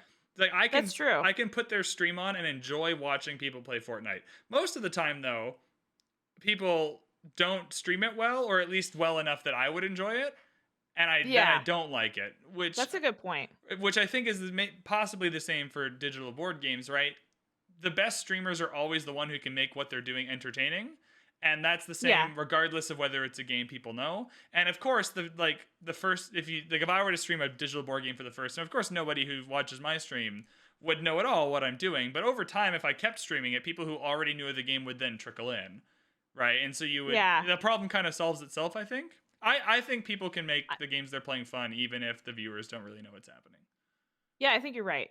And I think that's, like, the same thing with Civ. Like, Civ is basically, when you think about it on the base of things, even if you look in the strategy point of view, like how you can click on the different lenses, Yeah. it's just a board game. It is actually kind of just a board game, absolutely. I've never thought of 4X games that way, but yeah, they are kind of just like board games. They're digital. They're it's kind of like they've taken all the difficulty out of having to factor in all the AI and all that kind of stuff, and it's like that's the reason why if a digital board game is done correctly, it will do the same thing. Oh, can you imagine playing Civ as a board game and like your crossbow's trying to shoot the walls and you have to calculate like, is it shooting from a Yes. hill or is it next to a great general? Like what is the fortification level? Oh But boy. you know what that would be? That's like there's different genres of board games. That would be considered a war game. Yeah, definitely. And those are like I'm not going to knock people who like to play war games, but like I remember my family, they would do a war game day and they would play this one game for 8 hours Can I take a and they guess at what did. it's called? I don't actually know any war board games other than recently there's been some people in my life that have told me they really like and other people who told me they really don't What like is it? Axis and Allies. Which No, is it's way beyond that. oh, okay. I don't know anything about it. I just yeah. Okay, so imagine this, 8 hours and guess how many turns they took? 5. 1. I was ambitious. I felt okay. Maybe 2. My guess is pretty good though. 5 felt like a number that was reasonable. So that's basically if the Civ is so complicated. It's not. I don't think it. I think you'd get more turns than that in. But some of these games they play, it's like historical. I'm trying to think. If you go like my biggest thing, if you're interested in any kind of board games, go to Board Game Geek. Part of when I did, one of my classes was we had to do one of our core classes for my MLIS, and that was like understanding like communities, digital communities, and how you create a digital community or something like that. I can't even think of it. It's been so long, Yeah. but yeah, it's like that kind of thing where you have to think about an area or a place of people they gather somewhere to learn more, to grow more as a community. And Board Game Geek is really good, and it breaks down any game you've ever thought about, any game you've ever played that's a digital board or not a digital board game, but a regular board game or a card game. They rate it, and it's the best place to find anything you're interested in. But these war games are crazy. This website is And sick. let me I'm see. on it right now. This is a cool website. And it's a great way to yeah, so war games. Yeah, there's a little rating, kind of like it's like an IGN rating when they review TV shows or whatever. Mhm. I just picked Risk randomly. Like that's a board game. Like 5.6. Cool. Yeah.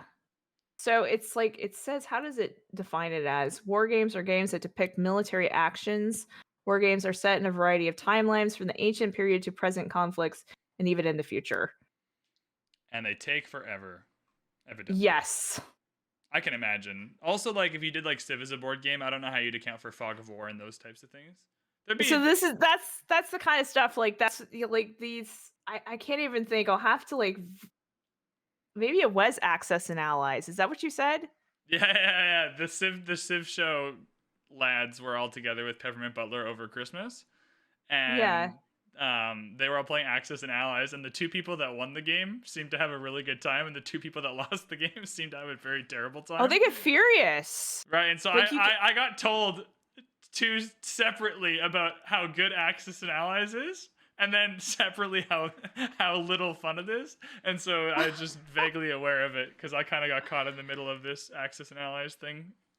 Yeah, but Board Game Geek is a wonderful place and a wonderful like, online community that you can learn about lots of different games and people and it's the thing when like you have a very confusing game because one of my favorite games is Arkham Horror, and it's a very and it's the older version, so it's very complicated to set up and play. And it's basically like you're a detective in the 1920s, and you're trying to make sure that like Cthulhu doesn't come through the veil, these evil monsters and creatures and stuff like that. So you got to go to all these different locations and collect clues, and you got to try to close portals to these other worlds.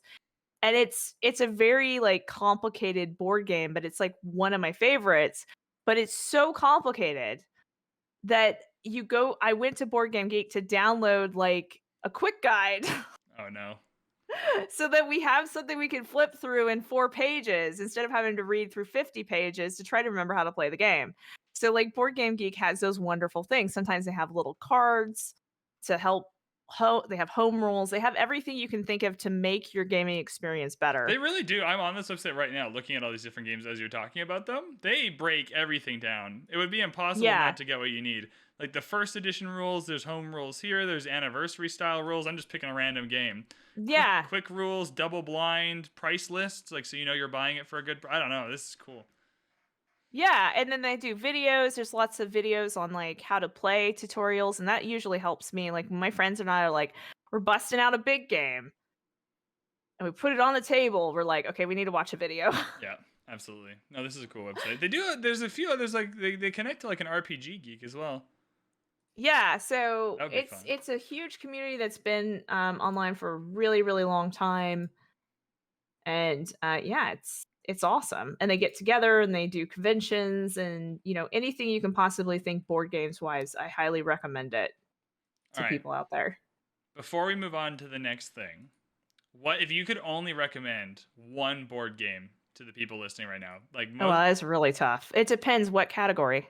I'm just gonna let you like it. Just That is so unfair. for a general There's so many audience. For a general audience, there's people listening to this podcast or watching this on YouTube, and they're like, "Wow, I love that conversation. I'm on Board Game Geek. I'm vibing. I want to play an online board game. Whatever it is. Like which A digital one? board game? Sure, give me maybe digital is better because COVID, right? Like someone's listening. Yeah. Someone like me is listening to this. I don't play board games, but I'm interested now. I go on Steam. I'm looking at all the online board games. Which one would you recommend to people? And I realize it's an unfair question, but That's really tough because when I did like this one class, I wrote like papers and thousands of words and breaking things down and I realize I'm being I a mean- terrible person. you But got to think about the genre. Like, what are people interested?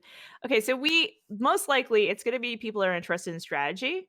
I'm assuming. let's go with strategy because most of the people listening to this early on will be Civ people. What's going to happen with this first episode of this podcast is all the people from the Civ community will listen to it because that's where they Right. know me from. But then once it's on a podcast feed and I do someone from, let's say I interview someone from a chess community, they'll listen to that interview and they go, hey, I'm going to go into the back catalog and listen to. So let's do strategy because most of the Okay, if you guys initial- ever need any kind of board game recommendation, just hit me up. I'm happy to. on the overlay, you can't see this, but on the overlay, your Twitter is right there under your name. So Okay, yeah. Yeah, they'll be So able I'm to like find you. I'm huge into board games. yeah, let's go with strategy. Like, okay, I'll tighten the confines a little bit, add some filters. People like me who play Civ, People like me who play and watch Civilization are going on Steam to find an online board game based on this discussion. Which game would you recommend? A digital board game Yeah. that's strategy that like Civ? Doesn't have to be like Civ, but like people who like Civ would like to play it. Man, I feel like I've been thrown under the bus. I'm literally like pretty much just down to asking for my own recommendation. You have to recommend me a single board game. Okay, I would say if you also like fantasy, because that's what we've been talking about. Yep. 100%.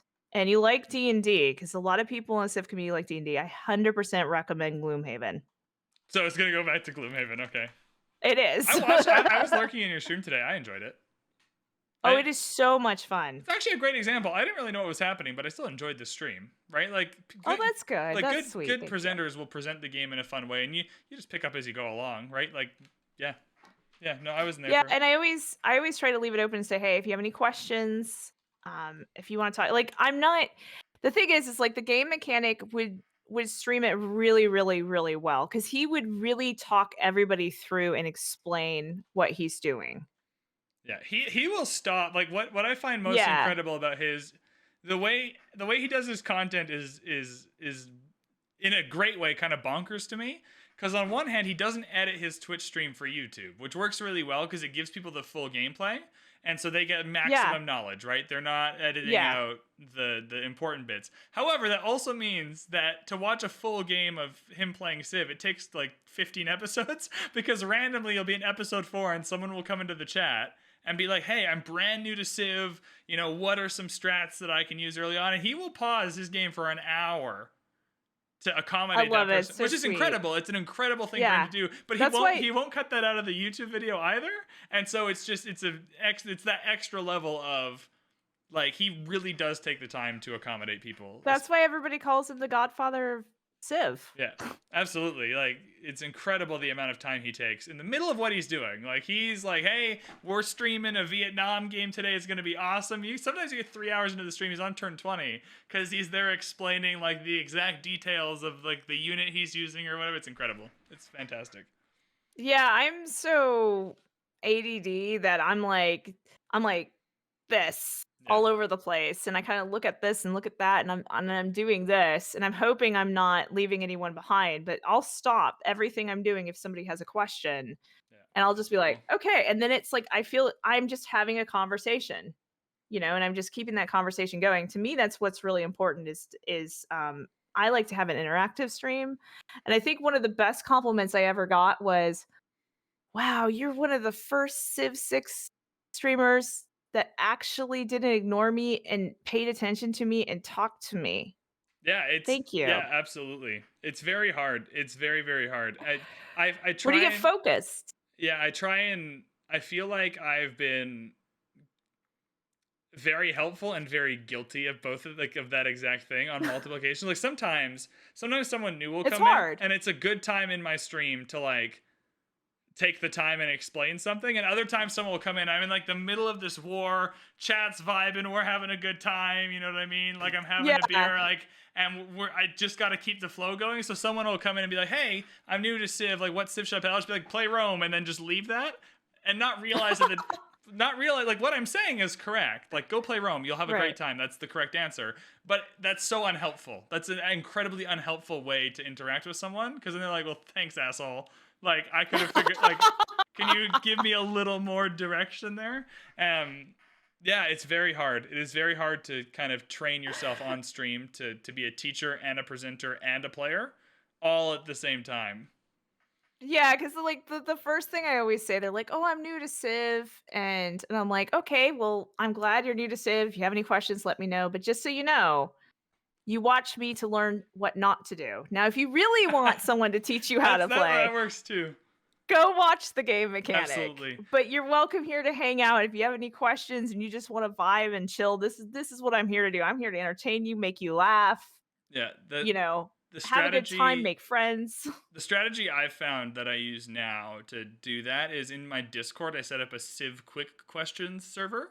And so it's a server that's like nice. So there's multiple, like most Civ streamers have like a Civ chat. I made a specific one for just quick questions. Like you're new to Civ, you need a quick question, right? I'm either streaming or not available or whatever. Or I'm just being a jerk and not helping you for whatever reason, right? But you can just throw it in the Discord, and in there's people that'll give you an answer. Like, hey, new to Civ, why can't I place this campus here? Someone's like, oh, you haven't unlocked the right tech. Like, oh, perfect, thank you.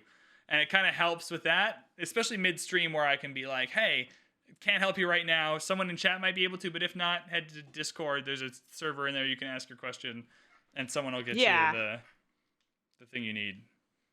Yeah, definitely. But you just, let me know if you decide to get Gloomhaven. I'm always open to more campaigns. By the time It's so good. by the time I record a podcast with another person, I'm just gonna be like, "Yo, do you watch anime? Are you into board games? Because I love anime and Gloomhaven." You're gonna be addicted. It'll be the never-ending cycle. Like everyone who comes through this podcast will now have to play Gloomhaven and watch anime. It'll be the christening of your absolutely. One of the things I wanted to talk about as well was the Civ Give, actually, because you and I, Rachel put it this way in my Discord when I asked for questions. She's like, she was one of the mods popping around to a bunch of streams. She couldn't tune into both of ours, whatever. She's like, you guys had a fun little thing going on during the Civ Give. Do you want to talk about that? And I think that'd be hilarious. I totally thought you were going to backstab me. Why do you think I had my men on your board the entire time? We'll talk about the whole thing, because I went through a wild ride of having you as my neighbor during the Civ Give, and I want to talk about that. But first, I want to talk about the experience of the Civ Give. I was going to ask you about it anyway, but you mentioned it earlier that there was some anxiety there about doing a bigger event, and the TGM was really helpful with that or whatever. So I'd be keen, just for the audience, to know the Civ Give is a charity event that a bunch of Civilization players did. We've done it for 2 years now. I was fortunate enough to play last year.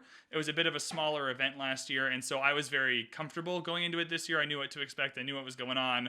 I just kind of had to show up, right? It wasn't a big deal. But Sassy was new this year, so I think going through that experience is fun.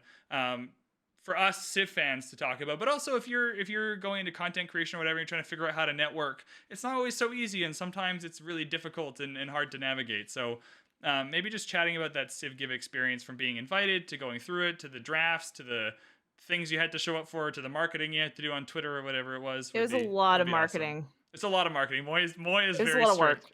Moy's very strict. He has us working really hard for a good cause, right? But Moy is not. He doesn't rest. He's a go-getter. Yeah. And that was good.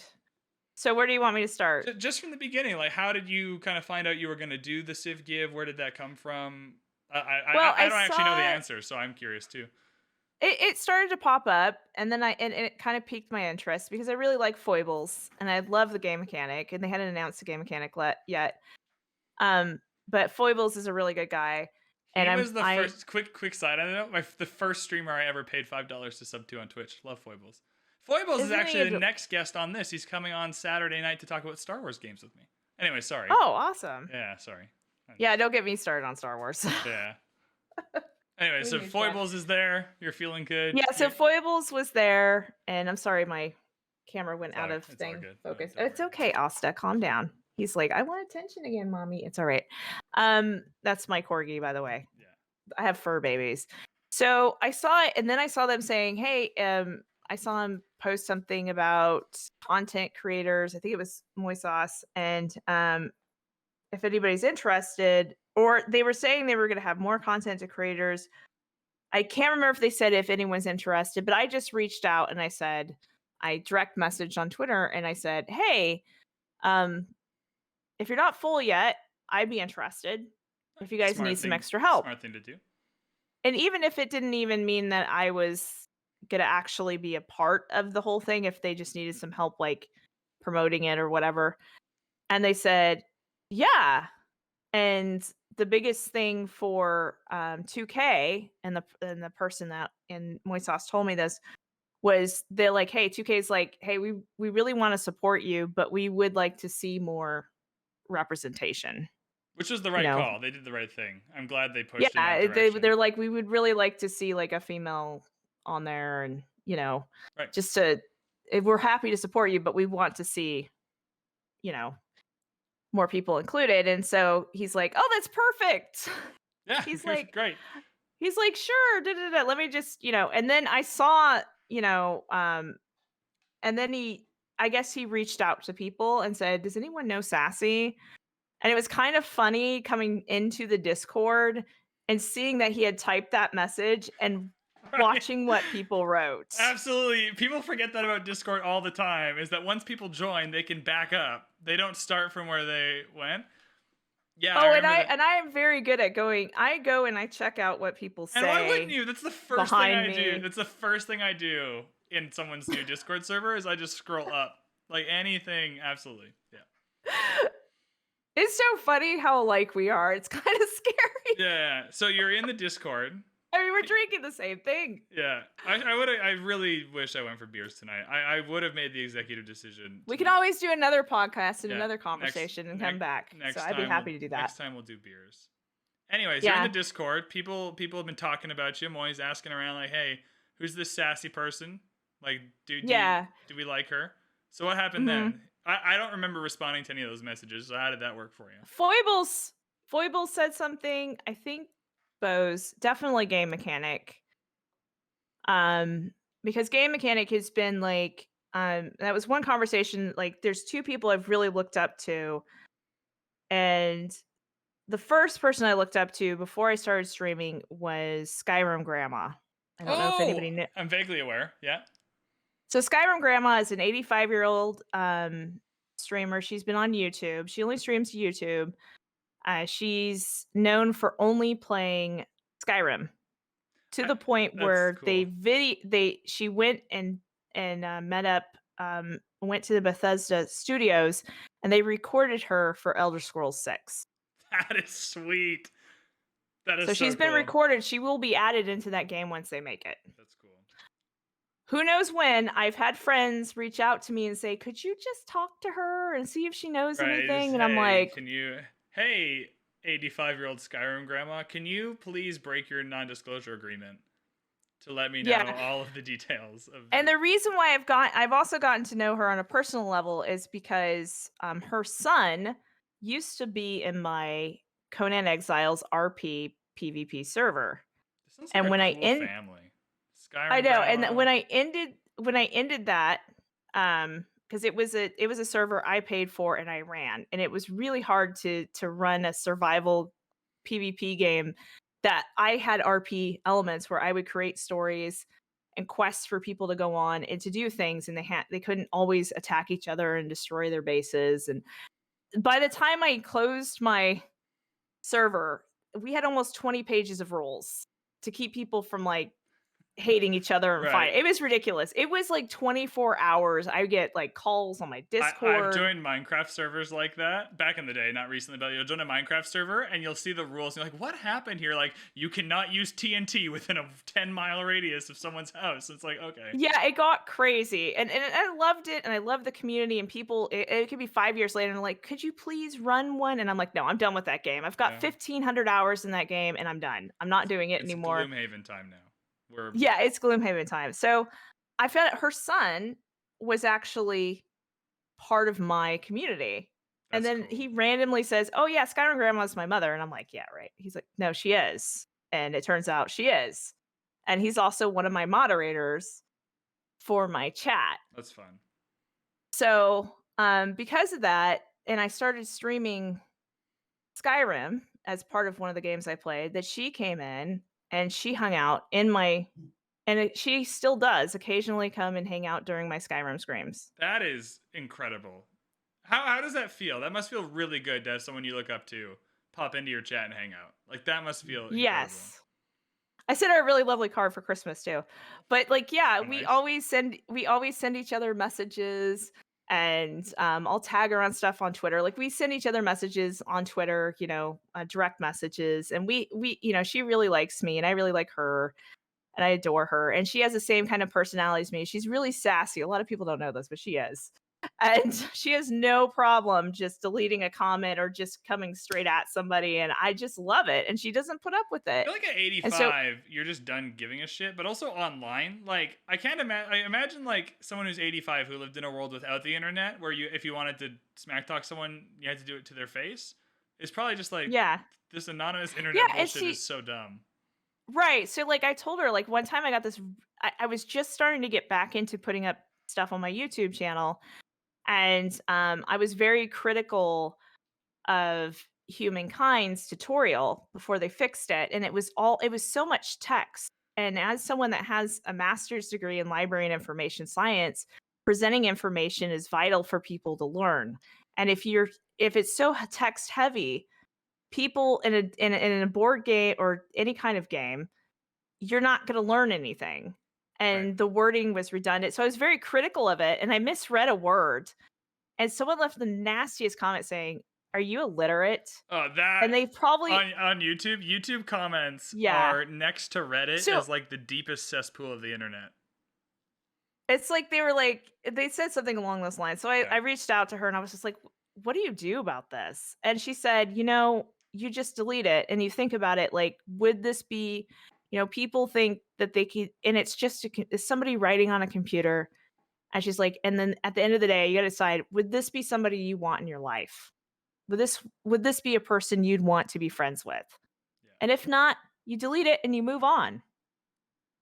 And I was just like, that is what you need to do. Yeah. Sometimes I'll do the pin of shame. Like most of the time I'll delete it. Sometimes if it's You troll them back. sometimes if it's just a dumb comment, like something like a lot of times people will criticize me for something I said in the video and they clearly just skipped through the video and didn't watch the whole thing, which is fine. Most people skip through. Right? But it's still be like, you did this tutorial on this whole thing and didn't even mention this. And it's like first of all, it's my video, so I don't have to mention the things you want me to mention. But See, the fact that you're saying it bugs you. But like the second thing is, right? Like I did mention it, you just didn't watch it clearly. And so I'll pin that comment so that everyone who did watch the video can like tag the time at which I sent it. And I just like keep that until they either delete their own comment or unsubscribe from the channel or whatever it is. So sometimes I'll do the opposite. Sometimes I'll pin of shame them.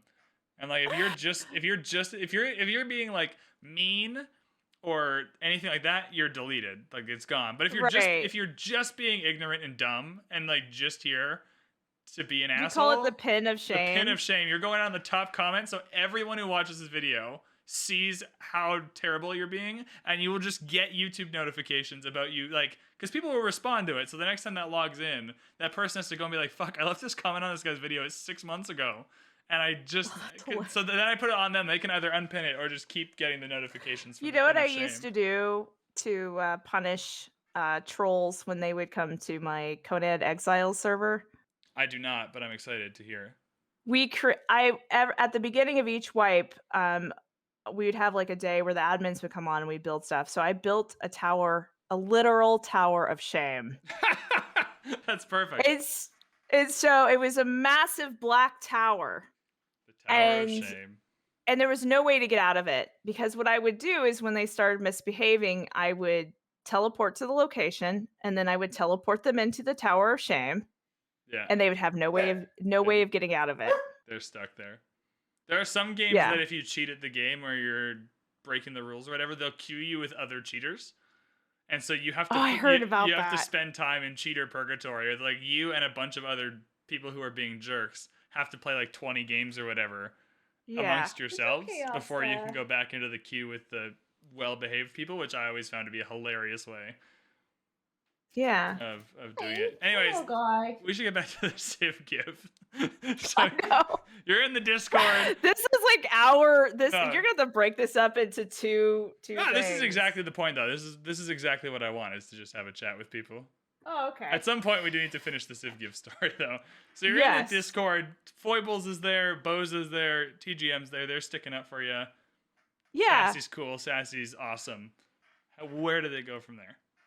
I mean, it was a really good experience because Zozo and Moisos made me feel very welcomed and was always sticking up for me. And I was really enjoying like meeting a lot of new, because we had like an excellent, like what I call a cross-pollination of communities where, okay, come here. Do you want to be in mommy's lap? Yeah. Come here, Asta. We have corgis. I'm trying to get him, but he's being a bit fussy. Give me 1 second. That's okay. I'm just gonna like put this on. Oh, it's my... All right, this is Asta. I'm trying to calm him down. It's okay. We love Asta here. Yeah. Isn't he adorable? Do you have an emote for him on your chat? Yeah, all my emotes are corgis. Oh. That's awesome. That's so cool. because I have 2 corgis, and Yeah. I have a couple of emotes that are, like, supposed to be me when I'm being lost or saying cheers, but they're all him Yeah, that's smart. and Arya. If you have a cute They're the dog, it's got to be the emotes. Yeah, he's named after one of my favorite anime characters and one of my Oh boy. it's called Black Clover, and his name is Asta. What was your other dog's name? Arya, that's based off of my favorite character in Game of I was Thrones. gonna say, is that Arya Stark? Yeah, Nah, she's it's my favorite Game character. of Thrones. I can vibe in that. I know what I'm talking about there. Yeah, I tried to read the books, but they were he would like it almost felt like the Old Testament Bible where he's like, and there's It this does. name and that name and the brother of blah blah blah. So Multiple the TV characters have different names too, which makes it confusing. Because there'll Yeah. be one character that has like 5 different names depending on who's talking about them, which makes it very, very hard. Are you okay now? He's like, Mom, why am I on this podcast? You decided you Yeah, wanted to be I here. wanted to be here, but now there's a camera and stuff and a microphone, and I'm not sure I like this anymore. It's adorable, though. Absolutely know. adorable. Okay, I'm gonna put you down. Are you done? All right, Asta, done you being tried. fussy? There was an effort. I know this is not enough room. Okay, you're fine. If he gets too fussy, I might have to like kick him out. All right, let me fix my headset there. There we go.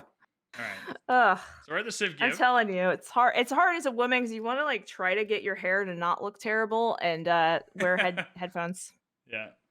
Do you But I'm ever, not one of those to sit there and like, prim and proper. do you ever consider like just like TGM does with the in-ear ones, or is over the top the only way for you? No, I'm so used to this that if I didn't, it would feel weird. Fair enough. Fair enough. So we're at the Civ Give. Moy and Zoe Yeah. are being awesome. Super Yes. inclusive. You're feeling great. Yeah. Where do we go from there? We're at the draft, maybe. We're hanging out. Oh, sorry, you said cross-pollination of communities. That's where we were at. Yeah, it was cross-pollinations at communities. It was really good, but sometimes I had some issues because some people would come in and be like, "Why don't you play it this way? Because so and so plays it that way. Why don't you have it on quick? Why aren't you playing deity? Oh, Why aren't you doing this? Like Why?" so for your practice games, like beforehand. Yeah, but Oh, it wasn't even that. It was the constant. Why aren't you playing X, Y, and Z way? And I'm like, because this is what I like to do. Yeah, this is how I like to play the game. That's rude. And then sometimes it started turning into massive backseating where they're like, well, do this and do this and do that. And I'm just like, I'd have to just, and it's a hard thing sometimes as a streamer that you have to make a choice. There's a difference between being helpful and backseating. And backseating is when you're basically saying, streamer, do this, do X, Y, and Z. Streamer, why aren't you doing X, Y, and Z? Streamer, what's your problem? Blah, blah, blah. And it just destroys the atmosphere. It's not fun. And it gets to the point where you got to go, are you here to watch me play? Right. Or are you here to watch yourself play? Yeah. Yeah, absolutely. It's ridiculous. Yeah, and it's like, I could play deity, but I don't enjoy playing the game that way. And there's no wrong way to play a game as long as you're having fun and enjoying it. Exactly right. There's no wrong way to do it. I frequently recommend people to like borderline, like I guess like cheat at Civ. Like go into Civ and pick all the city states you want and pick all the Civs you want to play against and like cook the map to like make it the best possible map because you'll just have more fun. And if you're going to be grumpy or whatever that people are doing that, I think people forget that you don't have to watch a stream. Like if you get into a stream and don't like the way you're playing or the way I'm playing or the way someone else is playing, whatever game, there is an X button. Like you don't have to be on Twitch. Like go watch a movie. Like you don't have to, like it's not like someone's forcing you, like sitting you in a chair, like tying you to it and holding your eyes open and like making you watch this. Right? Like it's so much... Yeah, I get you. Just click so off. that was the only that's exactly how I felt. And it's like I don't want to put people off, but they will get the sass. Yeah. Because I'll be like, do you time out people? I've been growing into timing out people. I'll be like, nope. Oh really? 10-minute timeout. Because it just sets the record. Like sometimes someone will come in and it doesn't happen often. I say I'm getting more used to it as if I do it all the time. It doesn't happen Yeah. often, but I find that like one well weaponized timeout is probably pretty unfair to the person being timed out, but as a whole community thing does really well. Like if someone comes in and just like why aren't you doing this? You're being stupid or whatever. It's like 10-minute timeout. And then everyone's like, "Oh, figured out what the rules in this place are." I mean, that's a good idea. I mean, I hate to think that people have to be put in timeouts. They're It's a very hopefully childish adults. it's a very childish thing. I never used to do it. It's just something I've been doing more recently that I found helpful. Oh, I mean, that's something I'll probably talk to my moderators because now versus like when I first started out, I did most of my moderation myself, but now I have very active moderators. And since they're still kind of new to moderating, they don't want to just outright ban people or time people out or make people feel unwanted or what have you. But like honestly, if somebody really steps over line, I feel like the best way to do is just straight up, I talk into my camera and I go, "That's really nice that you think that, but are you here to watch me play? Or are you here to watch yourself Right. play?" I feel like that vibe's better with your like the when you tag like the sassy gamer lady. That's kind of what Yes. I feel like. I am so much like that's my kind of streaming ethos is so opposite to that, where I'm Yeah. normally like so chilled out that it like I feel like if I tried to do that, it would just be sillier. Like people would be like, "Who Yeah. the fuck are you? Like, what are you doing?" Like that's not right. So maybe it's that I feel like to keep my stream persona. People don't realize like Right. it's a persona, like it's acting, it's a pretend thing that's happening. Now, ideally, it's an extension of yourself, right? You shouldn't have to put on Right. a whole character, but like the character I put on to stream is very different than if you met me. If we went for pints in real life, right? You probably think, oh, that's a little bit different than based on right. And so I think if I tried to be the person who is like looking sternly into the camera and be like, that's not what we do here, unless it was super serious, I'd have a really hard time keeping credibility. I feel like, And people just and it's so funny because like some of the times, like the people who come in to troll me, they love to they go, "I don't see any sass." oh yeah, And I'm that just like, "Stick around, sweetheart. You'll see it real fast. It's called my ban hammer." yeah, yeah. No, Bam. I just take all of that and be like, here's a 10-minute timeout. There are sometimes like I don't know. It's hard. It's hard. Maybe that's a whole nother conversation for another day. Is like Yeah. how to moderate a Twitch stream because it's very, very difficult. And It- it's the same like I mean, the thing is that I had practice before Twitch because I ran a community of 60 plus people on a server that was on 24 hours a day. right, and so And you have to have a full policy. Probably someone who can do like a night shift too, who's on there all the time to. right, so it was all the time on my Discord and then I also had to do the moderation on which like in Discord you have lots of tools, on Twitch you have lots of tools, but when I was running my server there were no tools. You know, there's no filter if people want to type in chat nasty things. Right. So you always had to have someone active. So at least at that point, I mean, for people that are listening that are thinking about getting into streaming and stuff like that, there's a lot of stuff. It's not just like what VanBradley was saying that these what we call Oh, I the forgot. I dabs. love the dabs. The dabs. We've come up with a new phrase. Don't be a dab. Yeah. Don't be a dab. Yeah. No. It's what is that? I don't even remember it. The data. The just looking statement at is the just false. Like you can just look at the data coming from Twitch. Just I like, know, but it's just the whole thing about as they refer to them as thoughts. I'm like the whole thing just makes me just laugh because I'm yeah, just it's what did you make of our little relationship in the Civ Give? That was quite fun. For those of you who frenemies. frenemies, for those of you who don't know the Civ Give charity event, we're playing Civilization. If you don't know what Civilization is, sorry, can't really do a lot for you here, but just Google Civilization, you'll get the hang of it pretty quick. People go around, try and conquer the world, murder each other, backstab each other, do sometimes diplomatically be nice to each other. Oh, I went back and I watched your video. No, I know. So yeah, and so Afterwards. and so And I was right. yeah, I knew it. So we spawn next to each other in this map, and so the way Civ works, for those of you who don't play, is there's a big map, and there's 10 of us playing this game, but realistically, you're only going to personally interact with 2, 3, maybe 4 people for most of the game, and those will be the people surrounding you. And so, from my point of view, my journey through this game happened in a complete 180. I You assume have the best RNG. Let's just put that out there right now. Okay, yeah.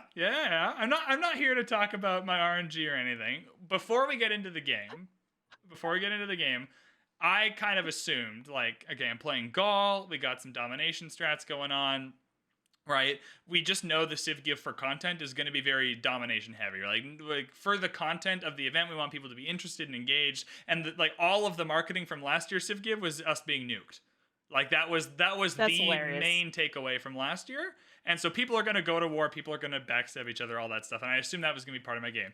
And so I meet you and Peppermint Butler pretty early on. And as soon as you were like I remember immediately we met each other and we were like, do we want to be friends? And I was like, yes, I can be friends with Sassy. I can do this. It's going to be awesome. Then like 60 turns later, 80 turns later, I can just betray her. And I just have like all of this time to set up. And I just assumed I was going to have to betray somebody to win this game. And you were my neighbor. And that was just how that was going to go.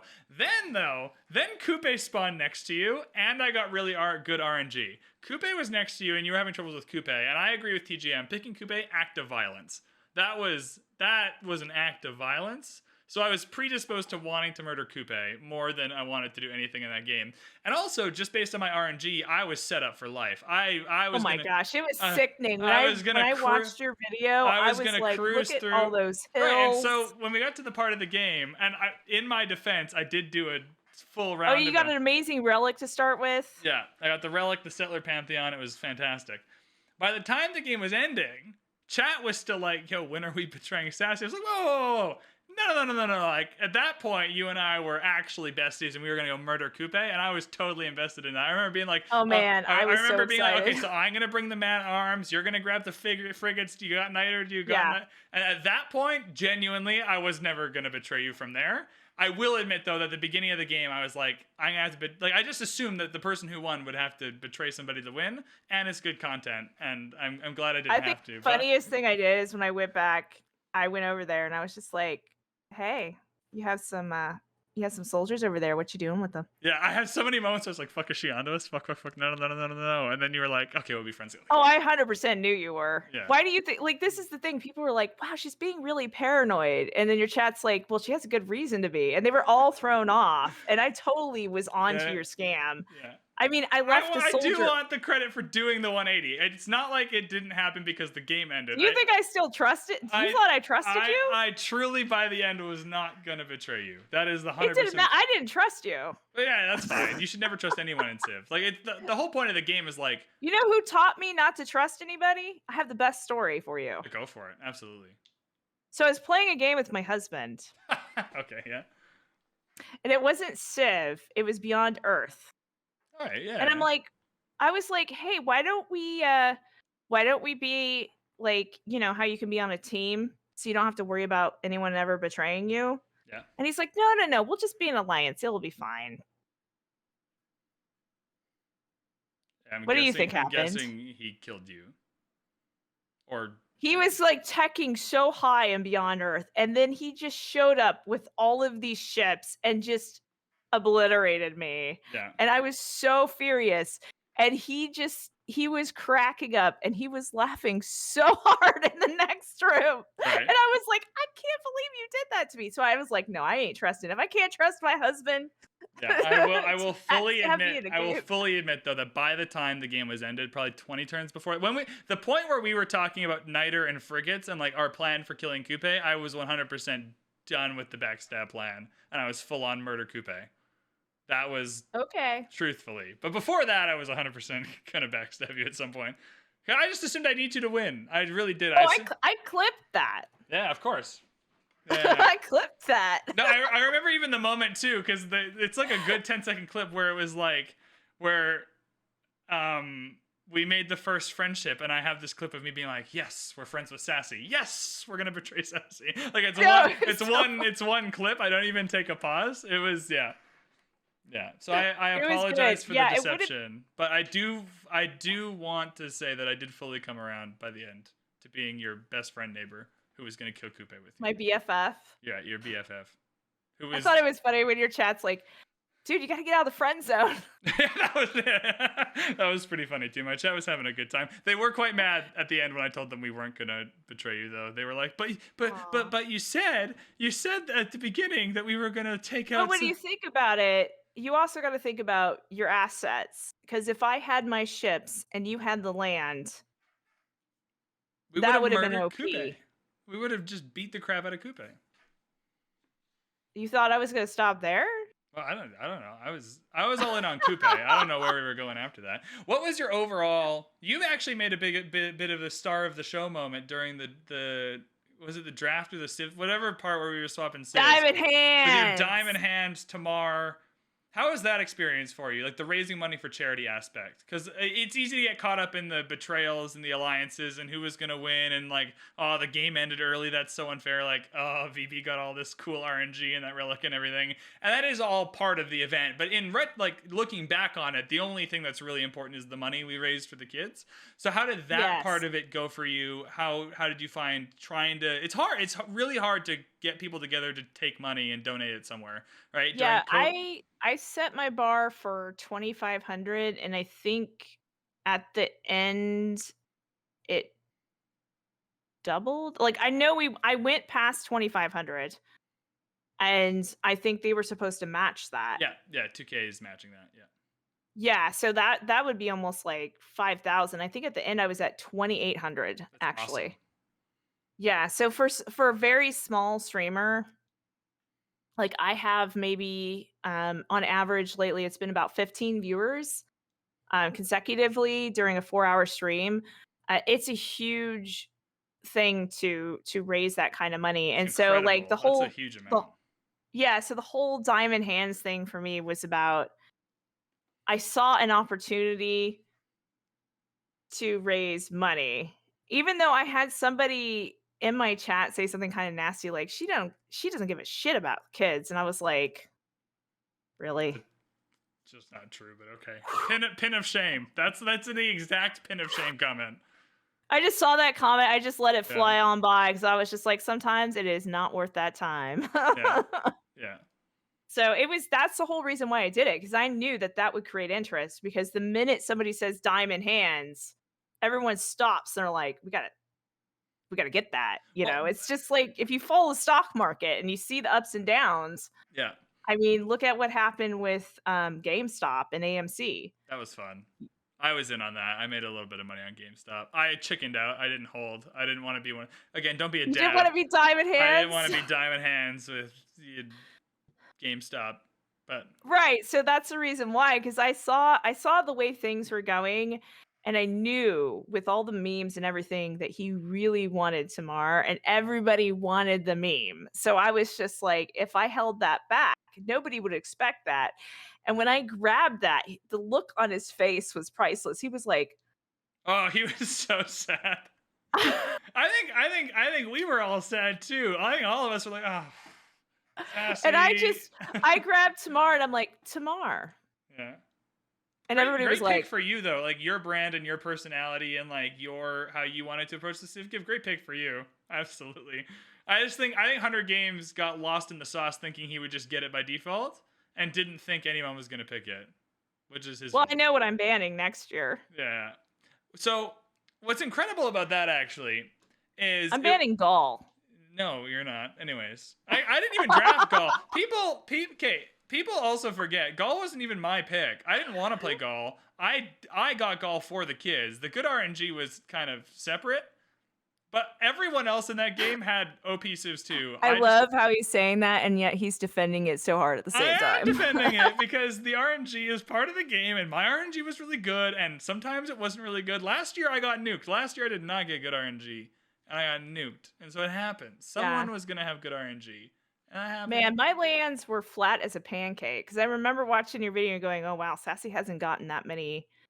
Because I had no production. Yeah. And leading up to the Civ Give, when I was practicing, I had a lot of people there. And we were all strategizing together. Because I'm happy to strategize with chat. And they're like, you know what's really gonna win this, Sassy? They're like production. And I was like, yeah, you're right. Because like getting production helps you get everything out faster. And on a quick And map where you only have half the yeah, turns, you need to turn things around quicker, right? You don't have as many yeah. turns to get your stuff on the board. Yeah. And I think one of my biggest handicaps is I spent so much time playing Civ 5. And in Civ 5, you did not want to spam settlers because you're Yeah. It's the exact everyone opposite. got really unhappy. So I still think I'm in this terrible habit sometimes of just being like 2 cities strong. And I'm like, no, no, no, I need to stop that mentality. And like Civ 6 is really different. And I know people have talked to me where they said they don't like the transition that Civ 5 went from to Civ 6. And that is part of that transitional issue of um that they went with the way that they built the game, that you have to basically city spam, spread out as far as Yeah. possible. And like early wars and troubles with barbs can really stifle you for a majority of the game if you don't get those cities out as fast as you can, basically. And so that really sent me struggling. But the Civ Give overall, I was kind of nervous and I had like a panic moment where I was feeling very overwhelmed because I was constantly putting things out on Twitter. I was trying to stay on top of it like Moy sauce. Yeah. And then I had to create some videos, like introduction videos. And I remember creating my first one and I was so nervous. And I'm like, why am I nervous? I'm recording this. Yeah. And it's not on Twitch. Why am I so nervous making this stupid introduction video? And I did about 20 takes trying to put my introduction video out, which is like, hi, I'm to the Civ community. I'm here for Sass Laugh and like chill Christmas stuff. And I'm like, what is wrong with me? Why am I so nervous? And it's just I was kind of being pushed out of my comfort zone. And I tried to create like this funny video at like the day before the Civ Give, and I almost didn't want to do it. And I'm like, wait, Sauce, why am I doing this? I really don't want to do this. I'm all stressed out. I stressed out about the Civ Give because all I could think about was my first encounter with a big multiplayer with lots Right. of Of people. course. And Yeah. Yeah. You've done it once before and it sucked, and so you're trying yeah, to do and it a so I second was like, time. when I reached out to Game Mechanic and I'm like, I don't know if I can do this. He's like, do you want to get on voice? Do you want to talk? We can talk this through. And I was just telling him, I was just like, I'm really nervous and I don't want to fail and I don't want to, you know what I'm saying? So I was like really nervous and lots of anxiety and stuff like that. And he talked me off the edge because I was Yeah. like, maybe I shouldn't even do this now. And it was like the day before. And he's like, no, no, no, it's gonna be all right. It's gonna be okay. I'm here for you. And I was like, oh, thank God. Because I'm gonna be honest, if the game mechanic wasn't in it, I don't know if I would have went through with it because I was so nervous about it because of my horrific experience I had before. That's really what it was about.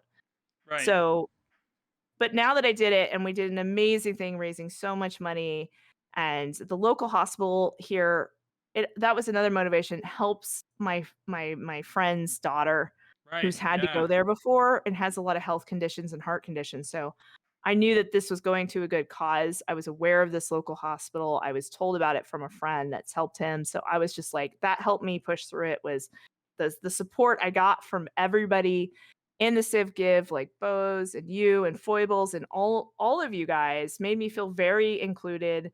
And you had my back the whole time. Like I know that if I had one issue and somebody was harassing me or something, I could just go to you guys and say, hey, this person from your community is doing this. This needs to stop. Absolutely. Yeah. Civ Interpol's real. Like you do something bad in one chat, you're banned in all of them. There's been I want to say Yeah. it's 4 or 5 times someone's just sent me a message and be like, hey, this person was awful in my stream. Can you just preemptively ban them? I'm like, yep. No Yeah. worries. So and it isn't just about protecting the streamer, it's about protecting the community as a whole, because that's really what we're here for, is for each other. Yeah. And if you want to be a part of a community, it's not just about take, it's also about give. And we all need to think about that, honestly. Yeah. So overall, the experience was really good. And I feel like if I was invited back for next year, I would 100% be for it. And, I think it's also important and I've done marketing before, that this time I would be more prepared. Like I would start making marketing materials now Yeah. instead of like weeks leading up to it.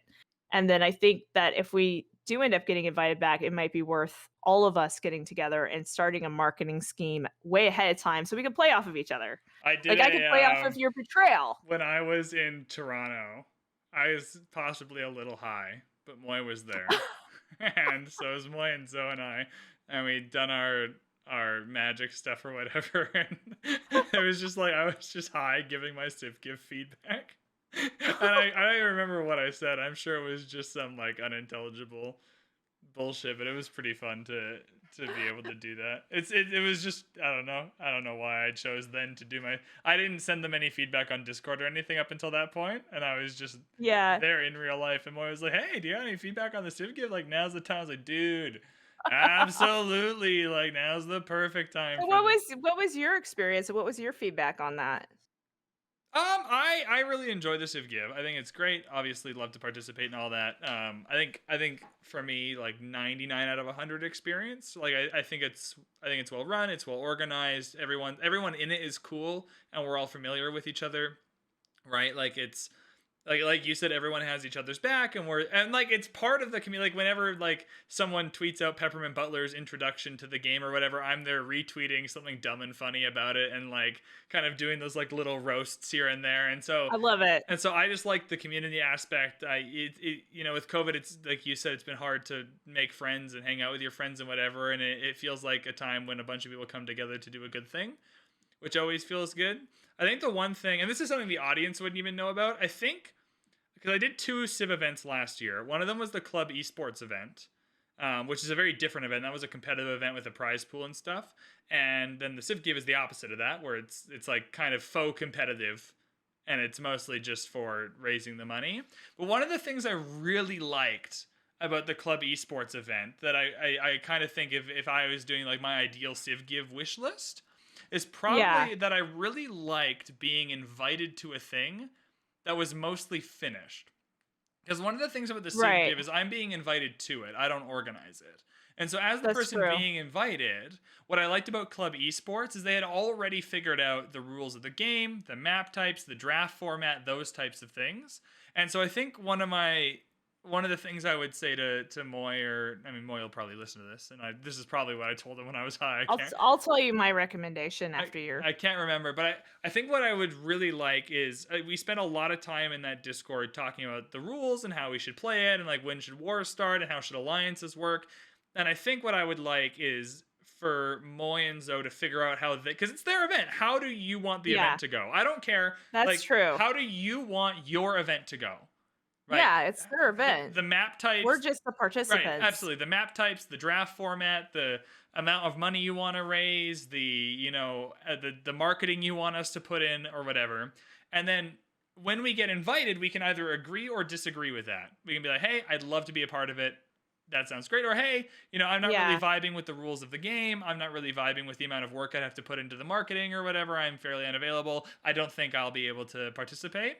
And then, so I think my suggestion would be like, come up with a full set of how is this event going to go, the dates, the times, the rules, the map types. Well, I like the document that you were creating was fantastic. That's And exactly that's it. why I Like said have that frequently keep asked that going. questions done for us Yeah. as the participants, and then do one Discord call. Like, you know how like the draft, we had 2 of them, and they were pretty mandatory. Like you had to be there for the Yeah. draft, and you had to be there for the map draft or whatever it was. We had to be there. Yeah. Like do a rules day where anyone who wants to do a rules chat can be there on the Discord, and then just have one day where everyone hammers out the little quibbles and quabbles they have with the rules, the alliances, whatever.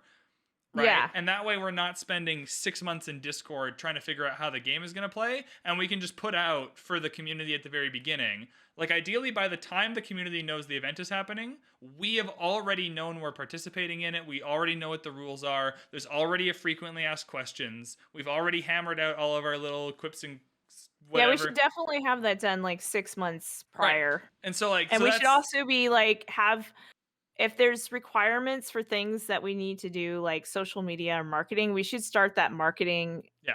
stuff I feel 6 like months in I feel like we're advance. on the exact same page here. Because when I was working at my library, we would have to. I was in charge of marketing when I became a senior library technician, and we had a.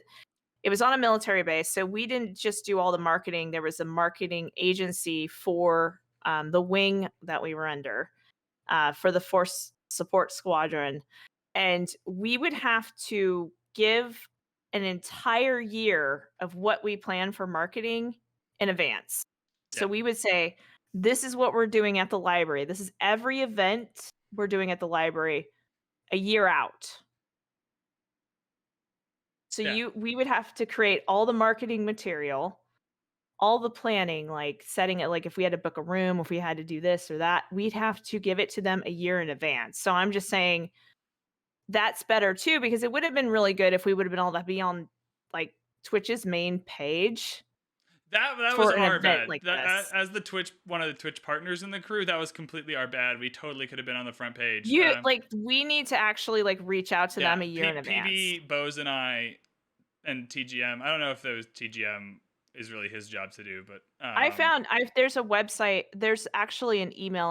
I did some research. There's in the partner dashboard. There's a way to request to be on the front page, and I just didn't know that existed, and that's just on us to not have checked. Okay, there's also an email that you can. The email you can use for events like the Civ Give if there's no Twitch partners involved, but you want your thing on the front page because it's for charity or whatever it is.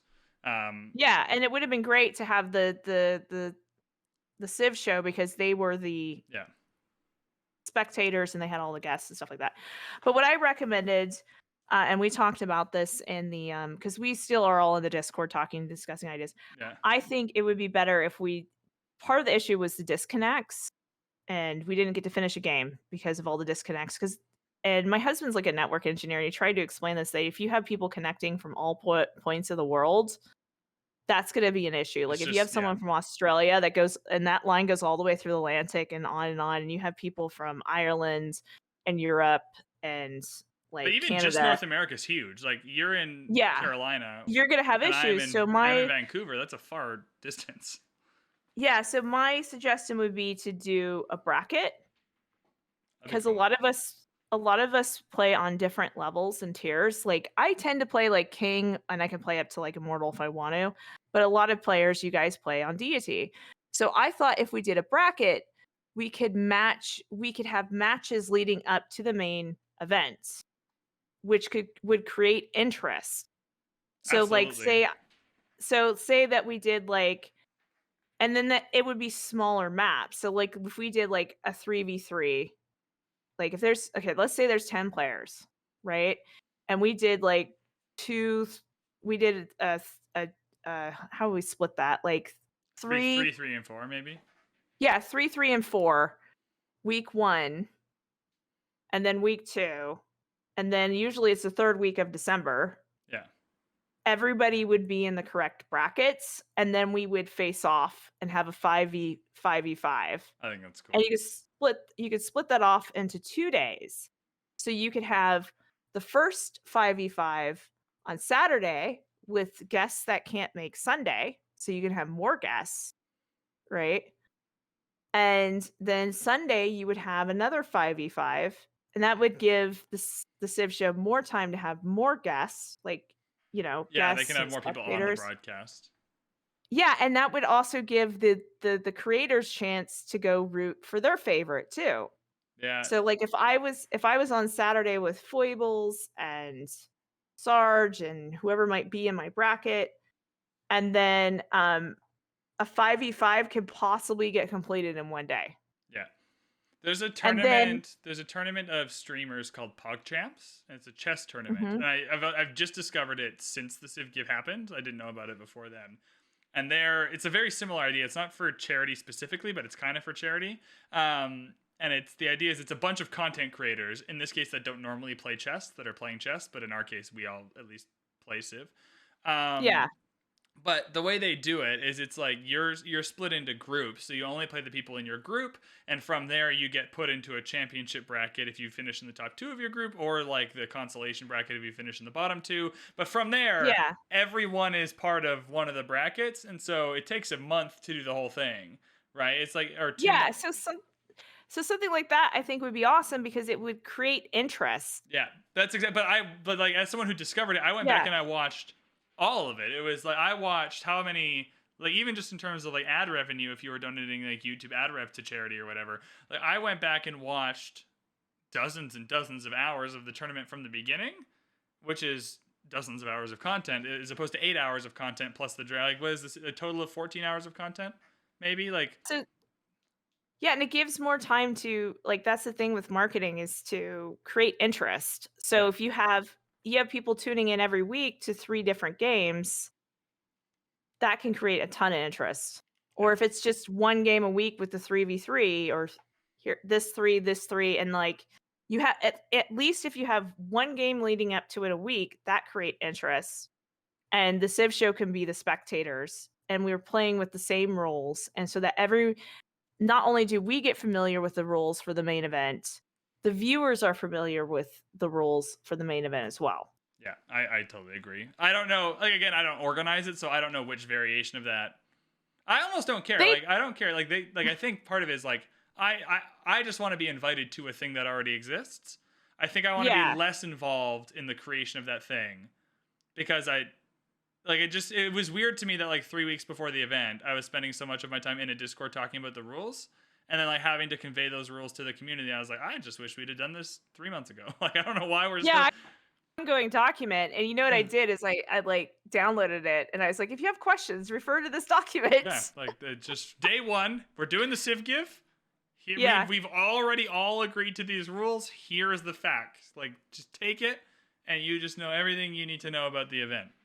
Yeah, especially if we ended up doing brackets. And I think it makes it easier on the presenters too. If it's split over 2 days, they don't have to do both 2 days. Yeah, You you'd know, rotate a cast and you can rotate a cast, you can rotate. It gives them so much more time to have more guests and do more fundraising event type stuff.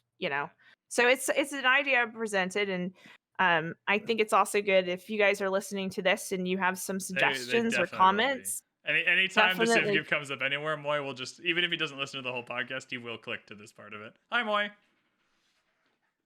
Yeah, he will love click. you. Thank Yeah, he'll you. click to it for the feedback for sure. Yeah.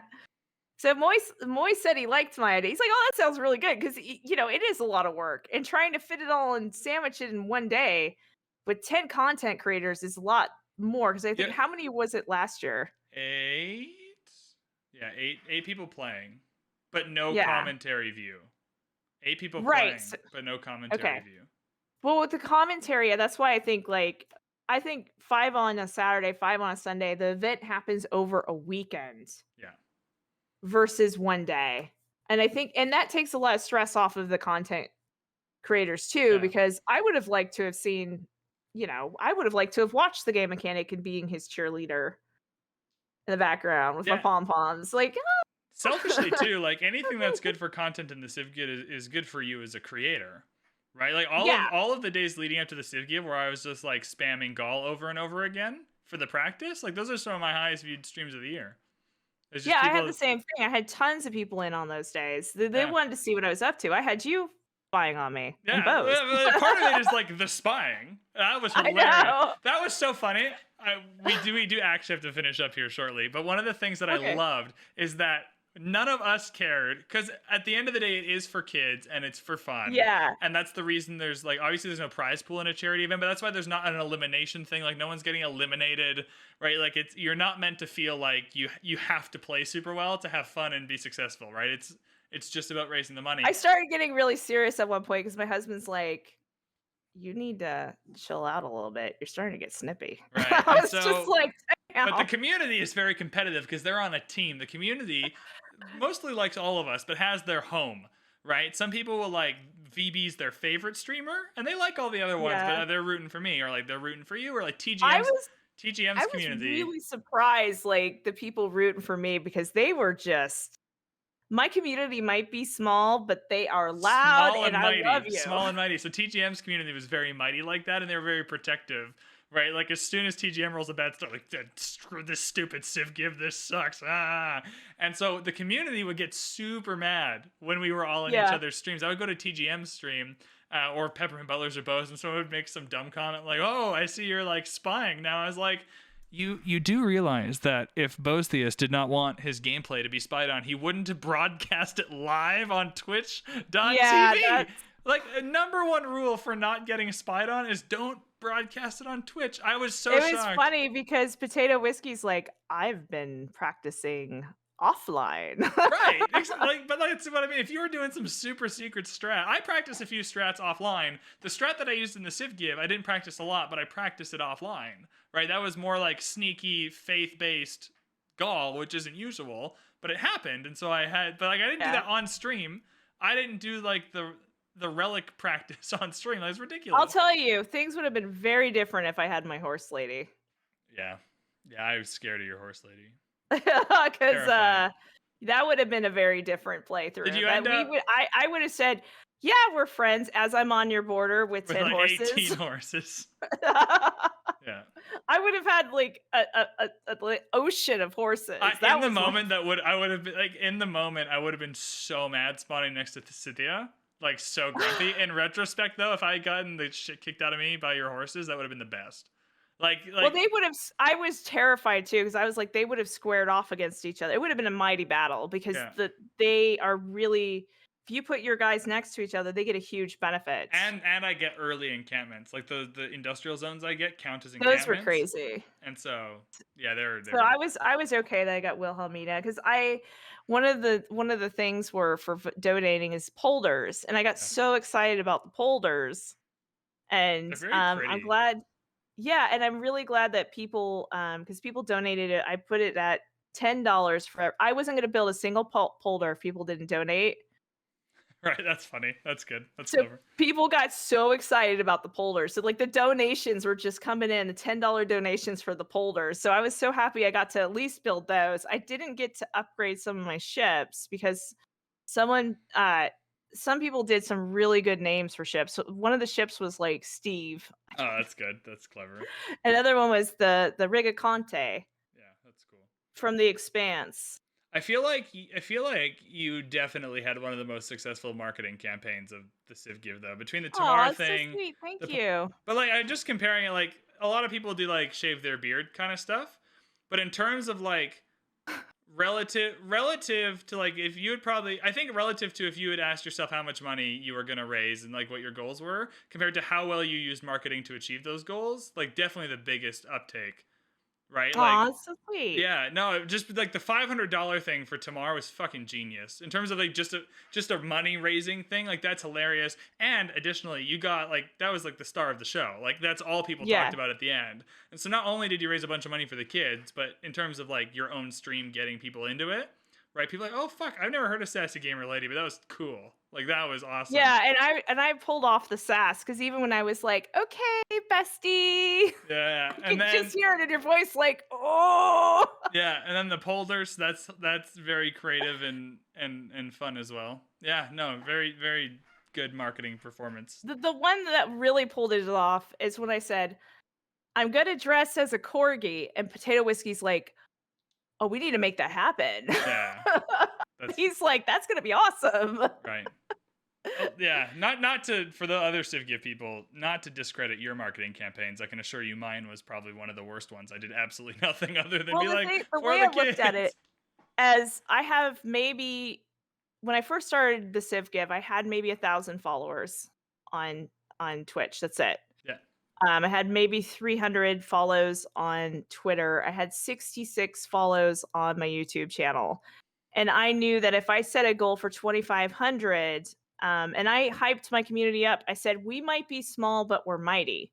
So I knew in my mind that with how small I was going to set my goal high. And I knew I'd have to work 10 times harder than anybody else because I didn't have the visibility. And I wasn't and we all doing had the this for same goal, myself. right? Like so, like Yeah. TGM is a bigger channel than me. Had the same goal that is me. That has a bigger channel than Foibles. Had the same goal as you. Has a bigger channel than like. So it's yeah, like Yeah. definitely. It's So I definitely knew hard. I would have to work 10 times harder. And I was like, all right, let's do this. And I was Yeah. like, bring it on. That's So what I'm I went saying in though. Is and like you brought it on. It was very successful. Like a thank you. hugely successful performance. But I couldn't have done it without the support of the fans and you and Game Mechanic. And I think that the thing I love the most about this wasn't only just the cross pollination of our communities, was the 10 of us have got to know each other better. We're doing this And right now. Like this Yes. is yeah, like this exact type of thing is what happens when you network and you treat people kindly and you're inclusive and you hang out and have a good time. Yeah, because then I think that was something we're all talking about in the Civ Give is we've said we're still all in the Discord and we're like, hey, we need to get together and do more stuff like this because it's a great way to show what you can do with as content creators that isn't just about, hey, look at me kind of thing. Right. All right. Well, I think that's going to wrap it up for this podcast. This is so long. I think You we're have to almost at split it up 3 into 3 hours. parts. No. It's going as one. That's the. It's a good thing we didn't have beers because it would have Oh been my long. God, I would have been an absolute mess. All right. We're going to wrap this up. Sassy, where can people find you online? Where do you want people to find you online? I'll clip this also at the beginning of when I edit it, I'll duplicate this to the beginning so if people don't listen to the whole thing. Okay, I think the best way to if you're on Twitch, follow me on Twitch. But if you want to keep track of what I'm doing, because I post everything on Twitter, it's SassyGamerLady because there's only one. Sweet. Yeah, for those watching on YouTube, that's all visible to you, her Twitch and her Twitter. If there's any other YouTube channels or anything, they'll be in the show notes or in the YouTube description. Thank you so much for joining me today. This is the first one. I just want to say again, I'm super appreciative for you being the guinea pig for the podcast. I'm sure from here it'll go through many iterations. Yeah, we're frenemies. We started out as yeah, enemies on Civ, and now we're frenemies. Right, and no, we're friends. Yeah, I just appreciate the help. It's like you said at the beginning, it's always, kind of scary to branch out into something new and do something new. Is. So I'm glad you so enthusiastically offered to be the first person. Yeah, and now you gotta watch anime and you gotta play games. Now I got homework. I'm leaving this with anime. I will watch it. Whatever you recommend, I will watch the anime. All right, everyone. That is going to do it for this podcast. Thank you so much for tuning in. Thank you, everybody. And we will see you in the next one. Okay.